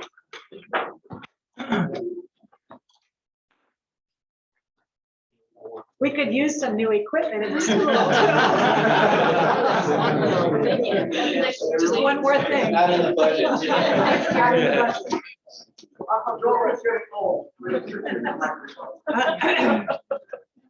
So we currently have a motion and a second to table this until we speak with our liability carrier. Can we undo that and take back your motion? I think for the sake of the district, it's important to keep this school in a place where we can know that we are protected. So I feel like it's. It kind of sounds like We have covered or not. We are protected. We are protected. Covered right now with liability insurance. Right. Absolutely. So I think it's kind of redundant. So this is where The the administration has presented this as a hazard to the board. And we're trying to understand what that hazard is and what the risk is to the board and the school and the overall district as a whole. I don't disagree with, I don't disagree with the fact that we should understand our liability. However, I don't necessarily think it should slow us down in getting bids for this electrical system. So I think we engage both at the same time in parallel. I mean, it's going to be, it's not like the contractor is going to be able to get a whole lot done in a week anyway. So let's just do it in parallel and save the week in terms of the liabilities. So then do we need a motion on the 350,000 also? No, I think we have I would propose a motion to approve the conceptual electrical engineering to be done. Whatever, I would assume that cost isn't going to be exorbitant. 10% of 300 grand, maybe. Okay, I mean, that's pretty high. I would approve up to $15,000 to $20,000 of electrical contracting services to be kicked off tomorrow if you can. And along with in parallel, figuring out the liabilities. So I need to take back my motion if that's the case. First of all, you have to take back. I'll your remove my motion. second. Okay, so I will remove my motion and then. Go ahead. So I'll make a motion to approve the electrical contracting services as proposed by Kevin tonight, along with a liability, looking into the liability as well as legal ramifications of the potential hazard we see. I'll second that. Is there any further discussion on that? Okay, I think we can take a vote. All in favor, say aye. Aye. Aye. Opposed? Motion carries.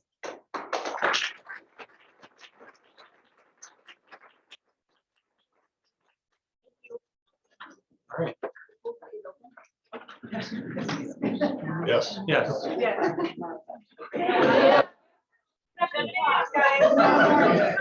Can't leave yet. Go home and do your homework, kids. Summer chores. Clean your room. Thank you, Lord. And I would suggest too for the buildings and grounds, as I mentioned before, we're looking into. Excuse me, we're going to continue our meeting, so out of respect, please. Thank you so much. Thank you. Thank you. So the next buildings and grounds meeting, we'll vote for something sooner than what we originally slated for September 8th. So Absolutely. we'll look at those time slots and see what's available. When is that meeting again? To be determined. It'll be originally it was Thursday, September 8th. Okay. It's going to get moved up sooner. Okay.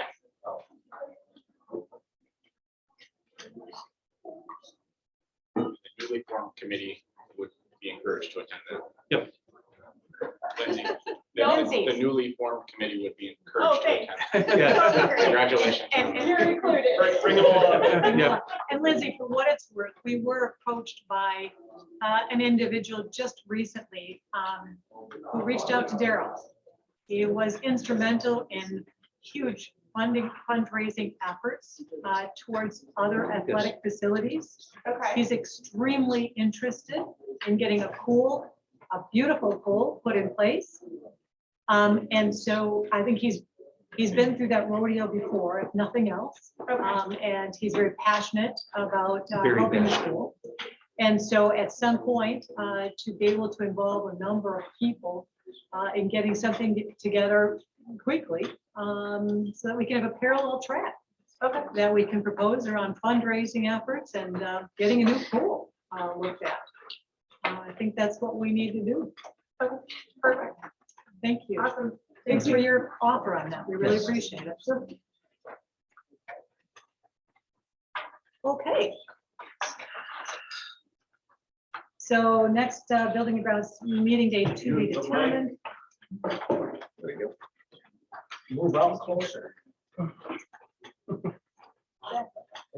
Next building and grounds meeting date to be determined. Also, last in our committee, I will push it over to Chairman Ferris for policy. Actually. Tim. Oh, thank you. Okay.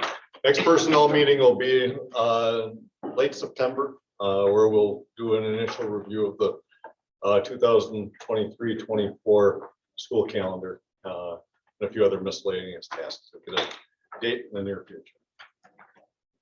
Thank you. And then we move on to policy. Chairperson Ferris.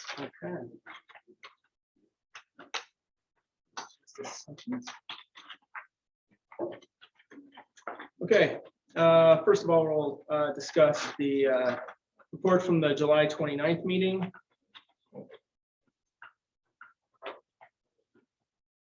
So we had discussion on reporting from policy 333. We asked our superintendent to give us quarterly reports on non-discrimination within curriculum. As previously requested from the committee, complaints from two different citizens were received, one from a parent and one from a community member regarding the policy, but no policy related complaints related to class policies. Let's see, we discussed the idea of bringing a new newspaper into our, at that time, into our library as the Epic Times. That idea was shot down at that time. We discussed some updates to policy 341 within grading, some additional wording. The revision needs to be brought to us for discussion and action. So do you want to read that? Sure.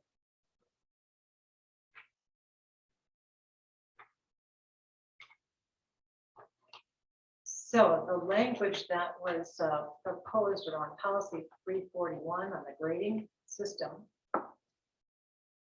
is the addition of grade progress will be updated in the online family access portal at least once per quarter. Make a motion to accept. Any further discussion around this? So for the motion around policy 341, grading system, the addition of the grade progress updates offered once, at least once per quarter. All in favor, say aye. Aye. Opposed? Motion carries. Great. So the next policy that we discussed was policy 323 with regards to correspondence courses, some wording suggestions and additional information and an additional form to be added. The revision of this is also to be brought forward tonight for discussion and action. I'll make a motion to approve policy and procedure 323, external course transfer credit.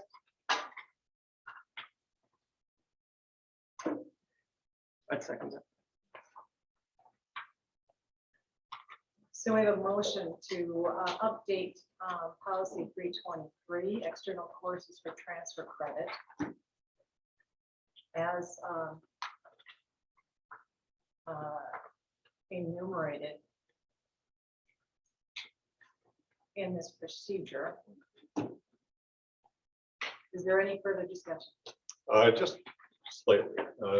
I guess since we've got a policy, there's always procedure, and I've reflected on this a bit, given that it's a pretty bureaucratic change and nobody else probably spends any time reflecting on it. But I understand the reasoning behind it. We want to make sure that kids aren't taking substandard, algebra or advanced algebra classes and then suddenly being plunked into the middle of what's pretty rigorous curriculum here. And yet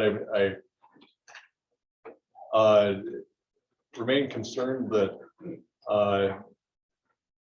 other classes that are not leading to the next great thing that might be available in colleges and then look cool, and kids do what my kids did and I did, which is ready, fire, aim. They run out, they take college level credits, and frankly, if it doesn't muck anything else up, if they've got room to add electives to their transcript, this stuff should be recognized whenever possible.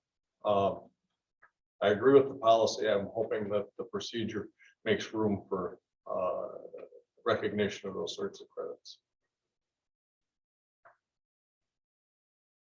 So with regards to that, procedure is usually brought forth by your team, correct?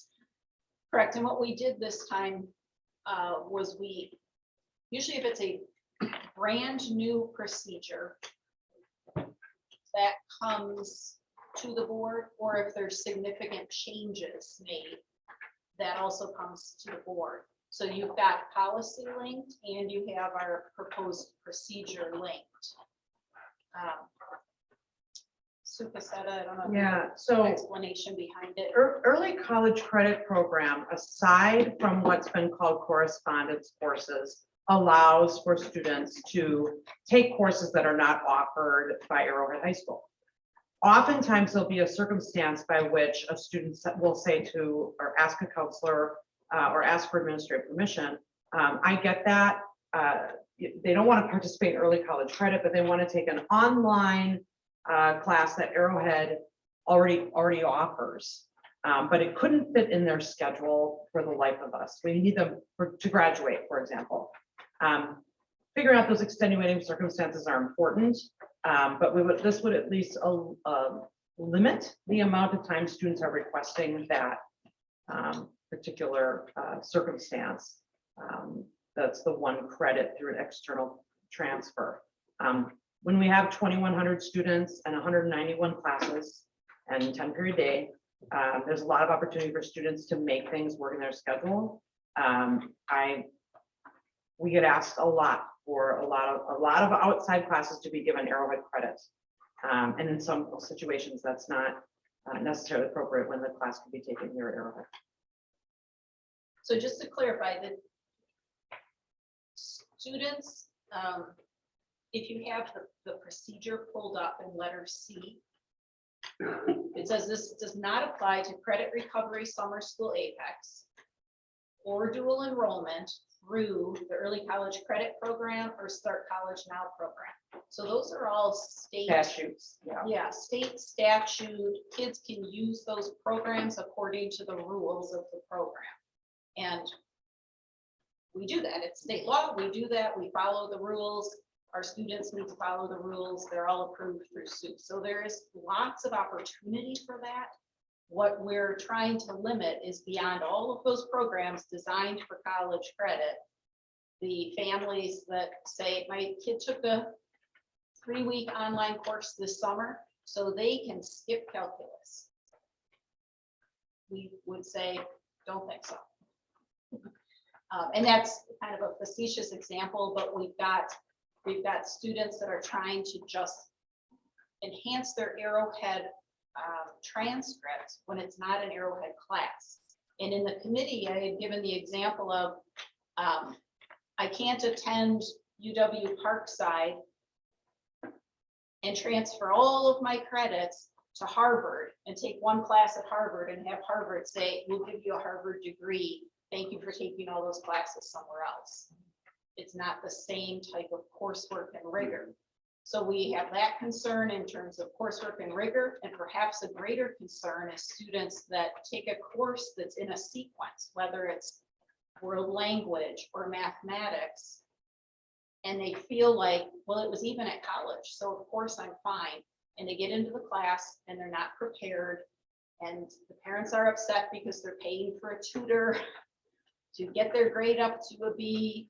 We have teachers spending time trying to help and tutor a student who's misplaced in a class because of trying to perhaps rush through a curriculum or trying to have something from college on their transcript. So that's what we're trying to prevent. We're not trying to prevent opportunities for kids. There's lots of opportunities. In fact, the policy for early college credit will allow for students to take the 18 college credits. That's statutory. So that, and we have kids who definitely take advantage within their academic plans to do so. This is generally speaking, students who have already taken something who would like it to count and be able to move through prerequisites, for example. And I think that we should be cautious about how many students we have, how many programs we offer, and how often we're going to offer transfer credit when we, there are so many opportunities online. The rigor just of itself is one thing to consider, but also just the, I would say, like the resources we have to exhaust to compare curricula of various places where students may want to take a particular course and determine whether it meets or exceeds that of Arrowhead High School. So it's not meant to limit students. We have opportunities to do that, but it's meant as an ex post facto, or, hey, I want to do this in order to. It's difficult with a curriculum scope and sequence to have students from needlessly, quite frankly, a variety of places take courses. They say, well, chemistry here is, is chemistry. Chemistry is chemistry. Well, chemistry is not just chemistry in the way curriculum is designed and preparing students for that next level. So we just want to make it as an informed. This is really different. Correspondence has, and some of the rules have been part of our policy for a while. We just added a little bit of language to help that decision making, help families understand kind of some other opportunities that they may seek if they choose not to use the external credit policy.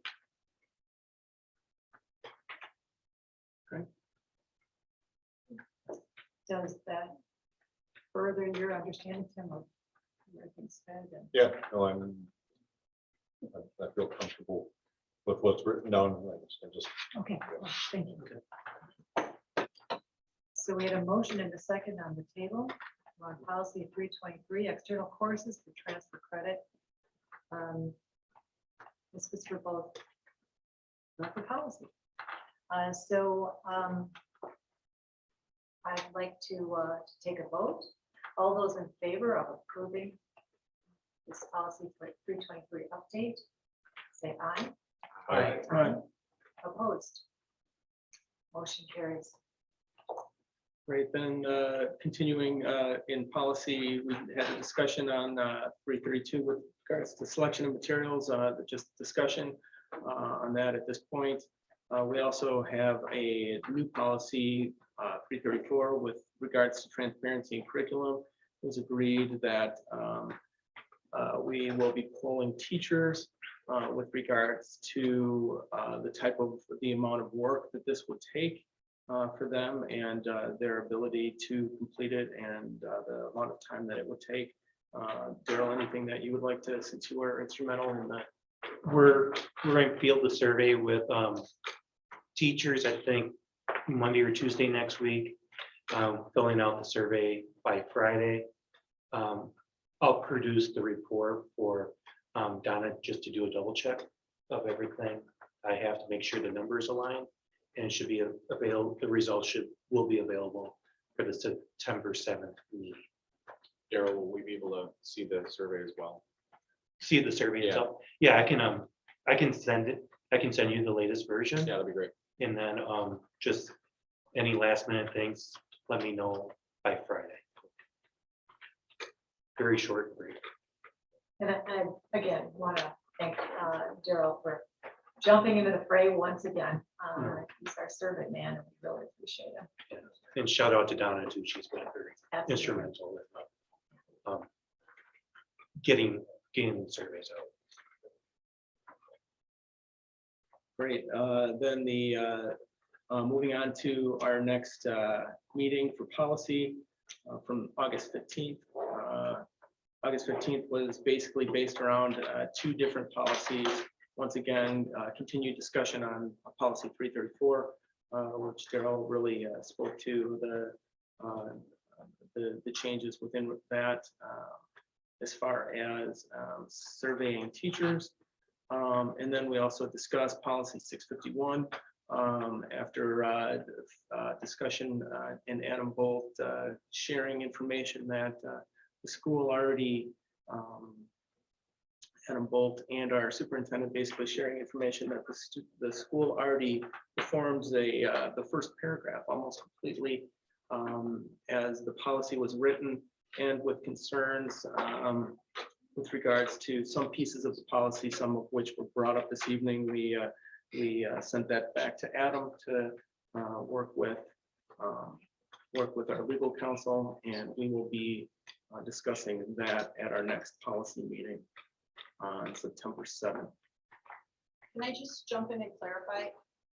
Our impression administratively was Adam would take that policy, he would work on it, then we bring that back to Correct. committee, Sorry. and then after the committee looks at it, then we take it to legal counsel? That's Is right. that right? Yeah, sorry, I misspoke, but yes, that is correct. Because at some point it was, go through legal counsel first, so I want to make sure I was. Yeah, you're right. Then, yeah, the next meeting is September 7th. Before we leave the August 15th meeting, I just wanted to offer an update. As the meeting notes went out and were attached to the agenda, I have spoken with Kate as I did not feel that my portion that was put into the meeting notes was an accurate representation of what I had said that day. And so those moving forward will be available, but I would like to read what the updated meeting minutes would now look like. This is again, policy committee meeting, August 15th, the minutes. Ms. Schubert discussed her reasoning behind proposed policy 334, transparency in curriculum. This proposed policy is a result of requests from the community for greater transparency and information shared by the school. This policy would provide another means of engagement and additional access by parents to materials being used in the education of their children. Just for the record. Thank you, Chris. Thank you. Okay, thank you. And so we move on to other reports. I have no WASB updates at this point. Nothing on CISA either. Okay. Good, that's good, thank you. New business. Looking at employee transactions. There are no resignations, retirements, contracts, and letters of appointment. So Laura, are we fully staffed now? We are staffed in terms of teachers.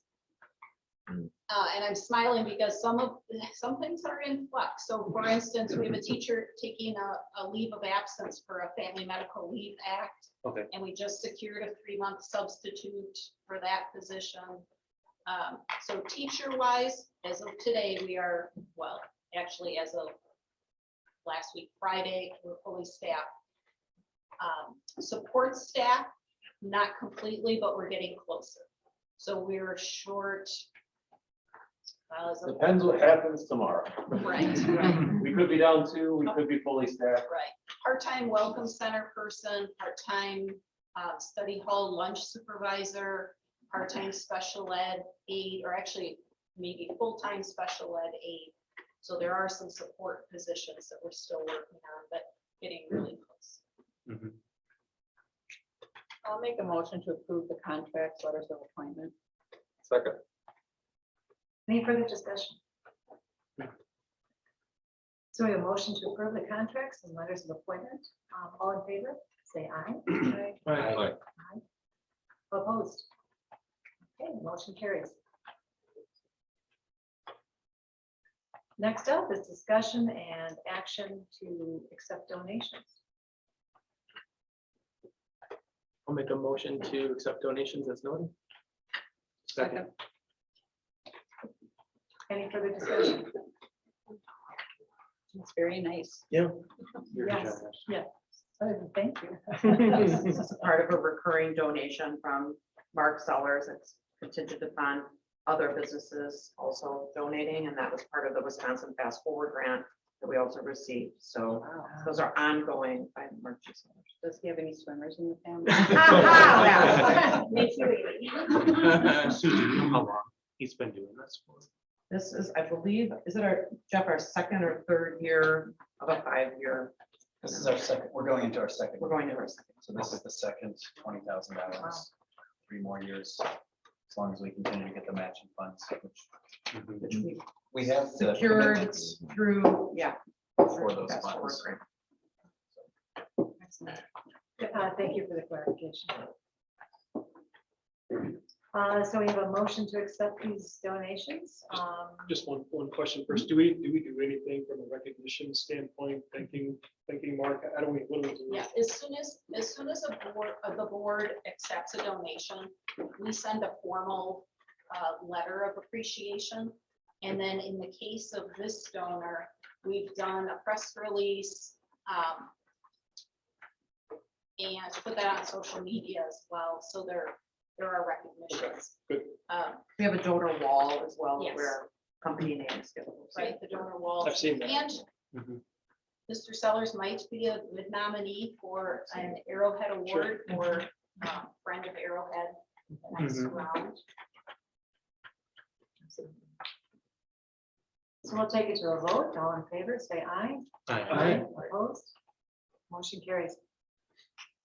Last on the discussion on new business is discussion and action to engage with a new district law firm. I'll make a motion to engage with a new district law firm. I'll second. So what does the word engage mean? Well, I can give a little bit of background information on this. And Tim, you can, I think, particularly appreciate this. I think out of the personnel committee meeting back in June, when we spoke to a particular policy relative to superintendent grievances, we had Bob Butler on the line. And Bob Butler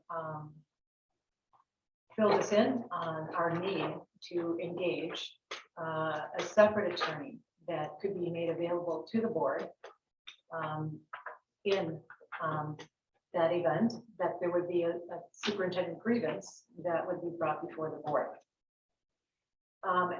After that, Mr. Butler forwarded through Jeff a list of attorneys that the board could engage. In that list, he included Belu Vetter, Atolis, and Michael Best. So in knowing that our need existed to have the engagement of attorney for that, in combination with hearing from other board members that suggested it would be nice to have another attorney on board and available to the board in addition to Bob Butler, I did reach out to a number of other boards to see, who do you use? Do you like who you use? And in fact, very close to home, I did find out that even within our own district, we have engaged the Atolis firm, Mr. Jake Curtis, as an attorney at both Swallow School, where he's been under contract for some time, as well as at Merton. And so, and in fact, I do believe that there is a board member at Lake Country who most recently has entered into discussions with the same firm. So I guess looking at things from a very simple perspective of perhaps having the same attorney available to our board that is available to boards within our feeder districts and within our union district certainly would make sense. It would be a sensible approach, as that attorney would then likewise be familiar with the policies that are being consulted for any number of the feeder schools. So at that point, I did reach out to a couple of the board members to see if they might be able to provide letters of recommendation. And I did hear back from both Troy Anderson and Kevin Scott at Swallow. And they both wrote letters of recommendation and did supply me with the instructions that they wrote their individual recommendations, speaking to their individual capacities, but certainly did not write the recommendations on behalf of the boards.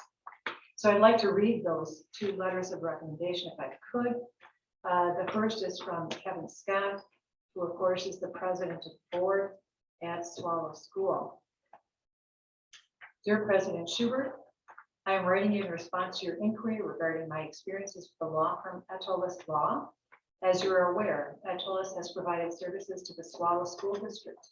Although I am Swallow School Board President, I cannot make any recommendations on behalf of the entire board or the district itself, as they have not been authorized by the board to do so. However, I can say that my own personal observations of the work provided by Atolis to Swallow are extremely positive. The vast majority of my interaction with Atolis has been with attorney Jake Curtis. I find him to be thorough, knowledgeable, and a person with whom collaboration on difficult subjects is made easy. I have also had the opportunity to observe the work of other members of Atolis, and my experience with them mirrors that of my experience with attorney Curtis.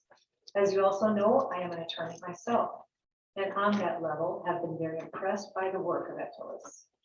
I have also spoken with Swallow Superintendent Dr. Melissa Thompson regarding your inquiry, and she authorized me to inform you that she concurs with the above.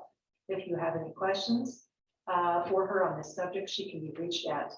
Please let me know if you have any other questions or if you'd like me to appear at the Arrowhead board meeting to answer the questions on the issue. Thank you for reaching out. In addition to that, I did also receive the same type of letter of recommendation from Troy Anderson. And that one reads, Greetings, Kim. I would highly recommend Agilist Law Firm for all Arrowhead policy readings and suggestions, and recommendations on any employee contact issues or legal issues. I have personally used them for meeting procedure questions, and also for employee contract and policy review questions for the Merton School District. Agilist Law had extremely fast turnaround time with all of my issues and questions. One of my favorite things about this law firm is that they are very well balanced with their legal team, meaning that they have great representation from quote unquote both sides of the fence. They understand the community that our schools are in and the overall political views of this community. But with that understanding, they still run policy through more than one set of eyes to get a full understanding of any possible issues that may come from such policy in the community. Again, I feel Agilist Law would be a great addition to the AHS legal choices. Best regards, Troy Anderson. So when I reached out to Jay Curtis at Agilist and spoke with him, he explained that typically there can be one of two different processes. And the letter of engagement that was sent to me is one of those two. He suggested that in order to engage the firm, I believe there's an attachment suggesting what the firm is all about. It literally requires a signature. It is a zero retainer fee, and you pay as you go. So there's very little downside in terms of having them available to us. It would be a second set of eyes, and again, would fit the bill for our policy requirements that we discussed in the personnel meeting. So it is not an effort to exclude Bob Butler from his service in providing us legal counsel. It is frankly just another attorney or firm that would be available to the board for consult. So how does the process work now? I mean, does the default work? I mean, how do you guys do the concepts? Yeah, that's a good question. Or decide who to use? Typically, we would go through a bid process on a legal counsel like this. That's been my experience in the past. Christy Hamill was the one mentioned from the Zatoli's law firm. I'm not sure where Jay Curtis be, but anyway, typically when I've done this, I've bid it out to several different law firms to get their pricing. I'm not sure what their rate is. It's $240 per hour to $325 per hour. So what, like, how does he determine what the rate we would be charged? Is it the $325 for his services and $240 for his paralegals services? Do you know that? I don't know specifically. I think what he was suggesting is that depending on what type of consultation it was, would determine the fee. Okay. So that depending if it was a particularly rigorous review of a policy, for instance, it might require an additional fee. Okay. Because currently we're paying $205 an hour, so that'll be an increase. We'll have to increase that portion of the budget. Yes. Our legal fees have been extremely low in Yes. this district. Yes. And that may not be if we're going to engage with someone more expensive. Potentially, and I guess we'd have to look at what our utilization would be around legal consult to begin with. And if we have both attorneys available to the board at any given point, depending on what the board's needs are, perhaps they would rather go with one attorney over the other. And so it wouldn't necessarily be that Bob Butler would be used more often, or I don't know how we would position Jay Kurtz. But potentially he would be useful for a number of things. So like what? Okay. Yeah. I'm just, I have to say, I'm struggling with this. I'm concerned that it bypassed the whole committee process, that the other nominees that came from Bob Butler weren't presented to the full board for consideration, but there hasn't been any direct interview with Mr. Curtis. It seems like we're 3 steps down the road, but this is the first time the board's had it presented. I understand. I think there is great reliance perhaps on the review process that was in place at both Swallow and Merton. I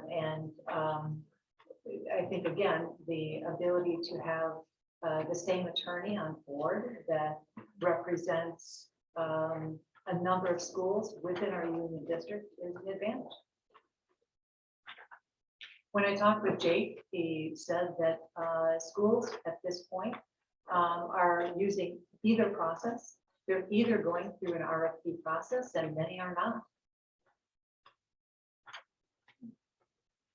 So I know tonight and in the emails that I've gotten, there have been some concerns expressed that this is a political selection. What do you think of that allegation?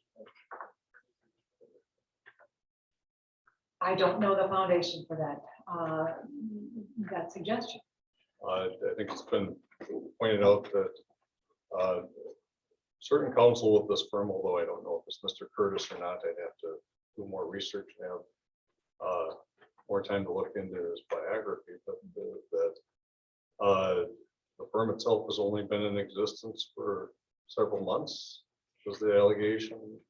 I think it's been a relatively short period of time, and that I believe all 5 staff members that are part of Atolis come from Von Friesen, where they've had between them many decades worth of work. And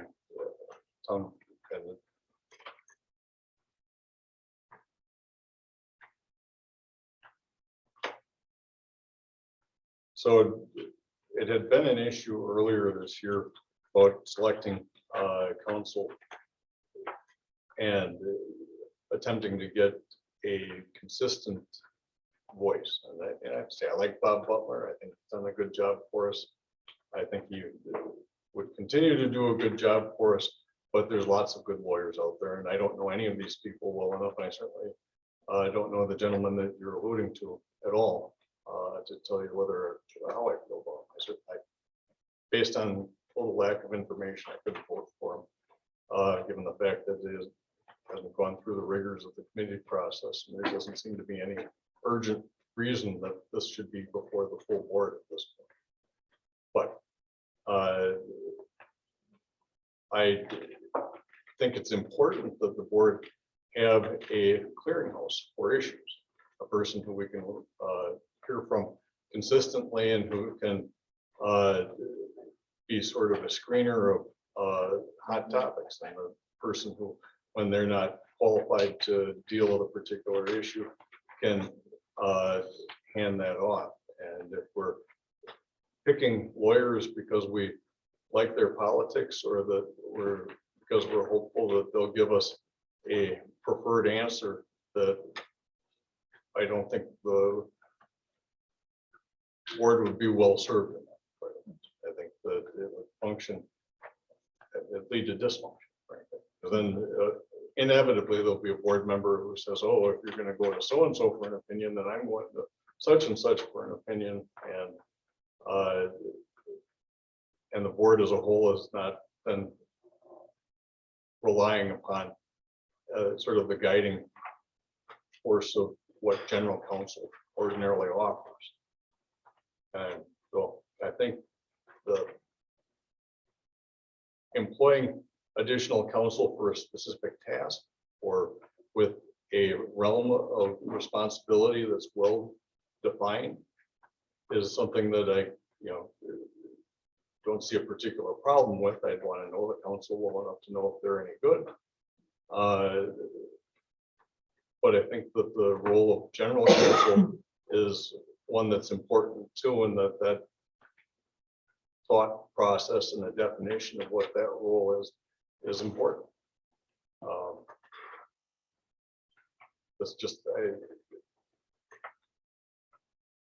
This is confusing to me. It's not how organizations usually retain counsel. I think the urgency that you're alluding to might be related to the policy that's gotten some scrutiny locally.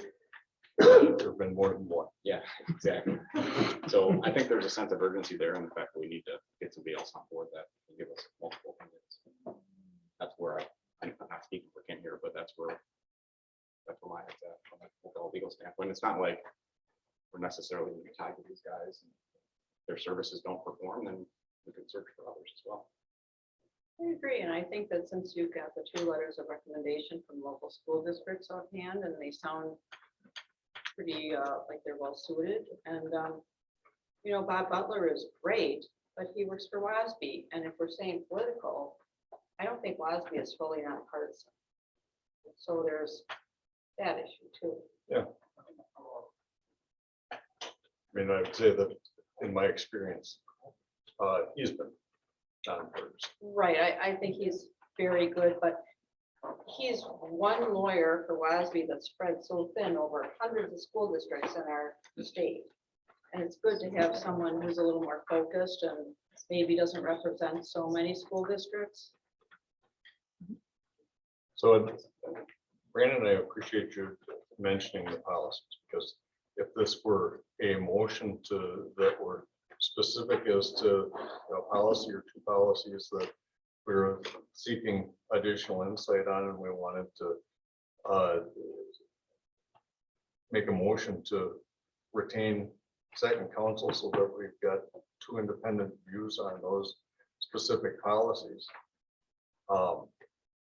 I could get on board with that. Like I said, it'll probably also offer a good opportunity to evaluate the quality of lawyer and the results. And so I guess what I would ask is that we consider limiting the motion that's been made to some specific tasks that gives us that dry run that allows for some period of evaluation. I'm in favor of that. I think it makes sense. I mean, again, it's operating off of, I think, the rigor that's been put into the process by our feeder schools in retaining these people. There's some level of trust in that. And I can appreciate that if we were to retain someone for our own self, that we would want to have a period during which we would, be under advisement as to whether we want to continue with them. So I like that idea. What about instead of a policy-driven amendment to the motion, perhaps it's a time period? I'd be less comfortable with that because, I mean, even just tonight, Bob Butler's name probably came up a dozen times or more. I mean, he's got, after 30 years of experience, and at least 3 separate superintendents that he's guided and innumerable board members. He can answer questions in 5 minutes on a telephone call that new council just couldn't. And so if we're bringing in new council without defined areas of responsibility, even if it were for 90 days or 6 months or 1 year or whatever, to me, that is an invitation to chaos or discord within the operations of Arrowhead. We want to pick the issues that new council is being retained to address, then it makes it much easier to evaluate what kind of work we're doing. And it also doesn't put this sort of weird barrier in Bob Butler's lap, where is this, is he still general counsel, and how is he working through this? We can tell him, we're seeking a second opinion on whatever the issues are that we think are important, and we'll get a few months down the road and those issues hopefully will be settled, and we can talk more about whether we got uniquely valuable information from new council or from existing council, and how we're feeling about that.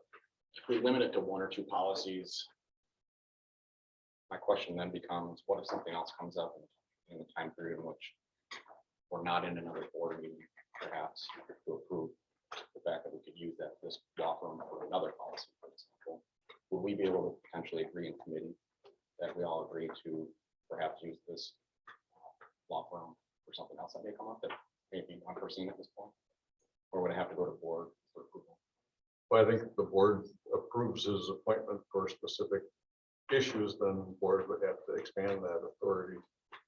Let's, I think, of course, I'm agreeing with myself, but I think that's fair and that, we should do this cautiously and not to disrupt excellent relationship for 30 years. For somebody who's comes recommended, but is, generally unknown. Do you have a recommendation for what policies you propose? So I guess I would leave that to those that think that this individual's insight is going to be needed for policies. Sounds like you a couple in mind. The pool is one that comes to mind real quick. In terms of the second opinion from a legal standpoint, we could get with the liability.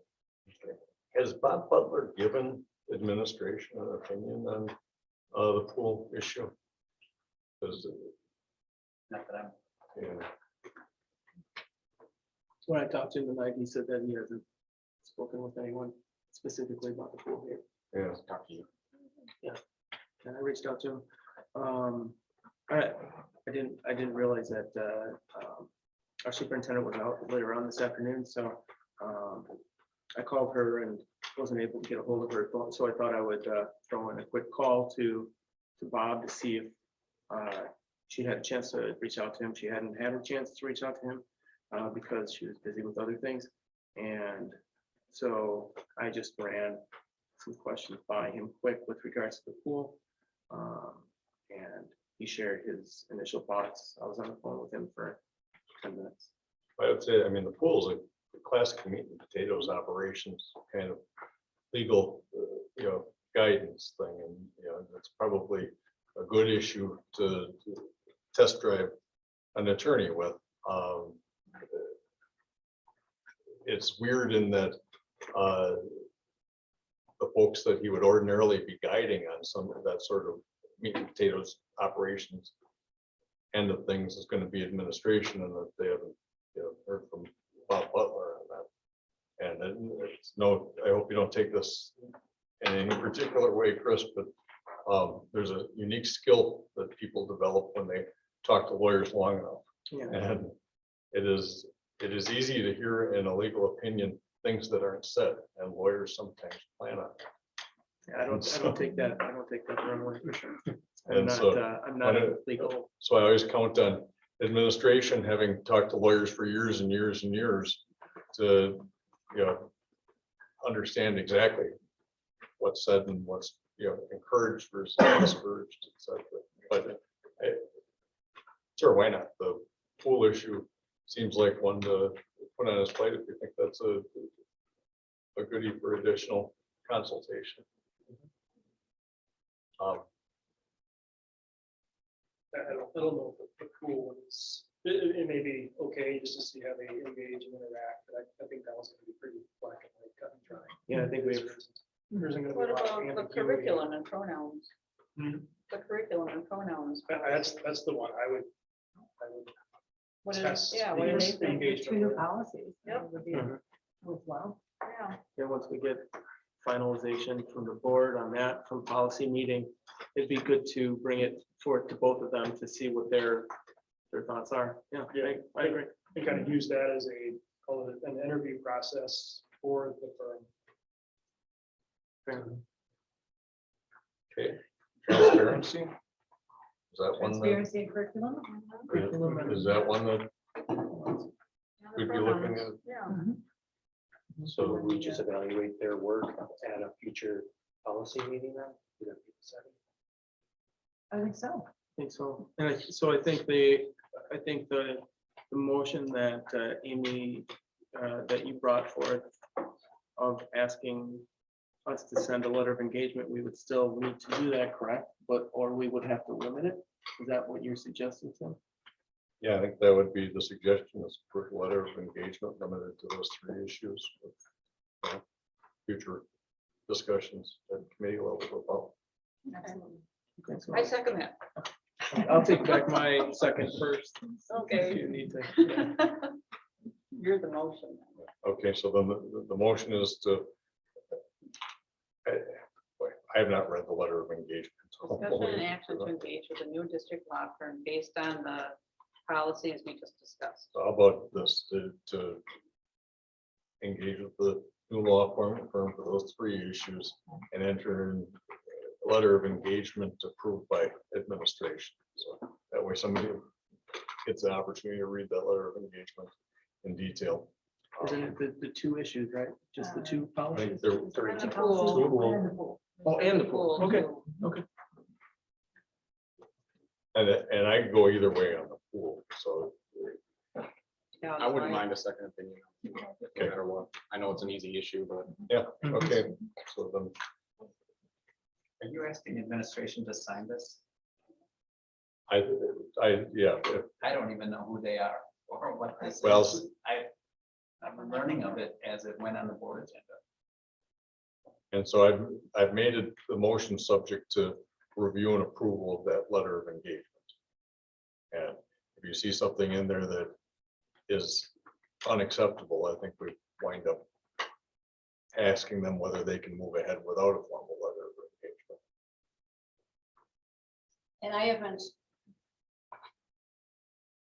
It was shared with me from the attorney. I was copied on it. And I already expressed some concern because the first line said, "Dear Superintendent Myra, thank you for reaching out to our firm to work with you." I had not heard of them. So I already, and Kim saw, because you were copied on that, I already wrote and said, would you please change that? That isn't true. This is the first thing learning of it. I did not reach out to you. Please change that to represent or to reflect our board president. But I have not taken time to read through all of it real thoroughly, but I will be happy to do that. Jeff will do that too. We're the ones that work with the attorneys a lot. Right. So we can read through the letter. Okay, Is that so Okay, so we have a motion. And we have a second. are we clear enough on what the motion is here? Not really. Can you please restate Sure. it so I make sure? I So get it right? the motion is to authorize administration to retain counsel for the purpose of obtaining a second opinion in respect to the pool issue. The gender pronoun issue and the curriculum transparency issue. And to enter into a letter of engagement if presented in a form acceptable in the discretion of administration. Administration, is that something, like something you can work with? Would we have the board president sign that? Is that okay, Kim? Yes. And the board president would be the signer on behalf of the district then, after administration. So we have a motion and a second. I'd like to go to vote. All in favor, say aye. Aye. Opposed? Motion carries. Thank you all very much for the discussion. So, just so you have it for the notes, I think it's policy 332 and 651. Is that correct? Yeah. Okay, okay. Okay. Future agenda items. Oh, this isn't a future agenda item. It's just something I saw on Facebook. And I couldn't read it because I don't have access to the Journal Sentinel, but there was a story about you with the special ed kids with manufacturing jobs. And I could read some of it, but then it wouldn't allow me because I wasn't a subscriber. Not just me, but a cast of hundreds of people that helped that come to. But I thought it was really neat what I read, so I just wanted to give you a shout out. Congrats. Kind of making, Tim has helped us secure Harley for a second semester, and a couple of well-established local businesses, Valak being one of them, and Bradley Corp being another, that's really come through for us, so. And it was all about the special needs kids getting jobs in manufacturing where there was kind of a need, but no one ever really thought of it, just like, we can fill these openings and stuff. So I thought that was really good, so I want to give you a kudos. Thank you. I'm excited. We're trying to get a lot of Arrowhead shirts in Harlem. We're not changing our school colors. Black and orange looks good. Unless they want to buy the Harley Davidson. No, we can Test that. It's full of ideas. Phantom 165. And our mascot's the hog. Is that-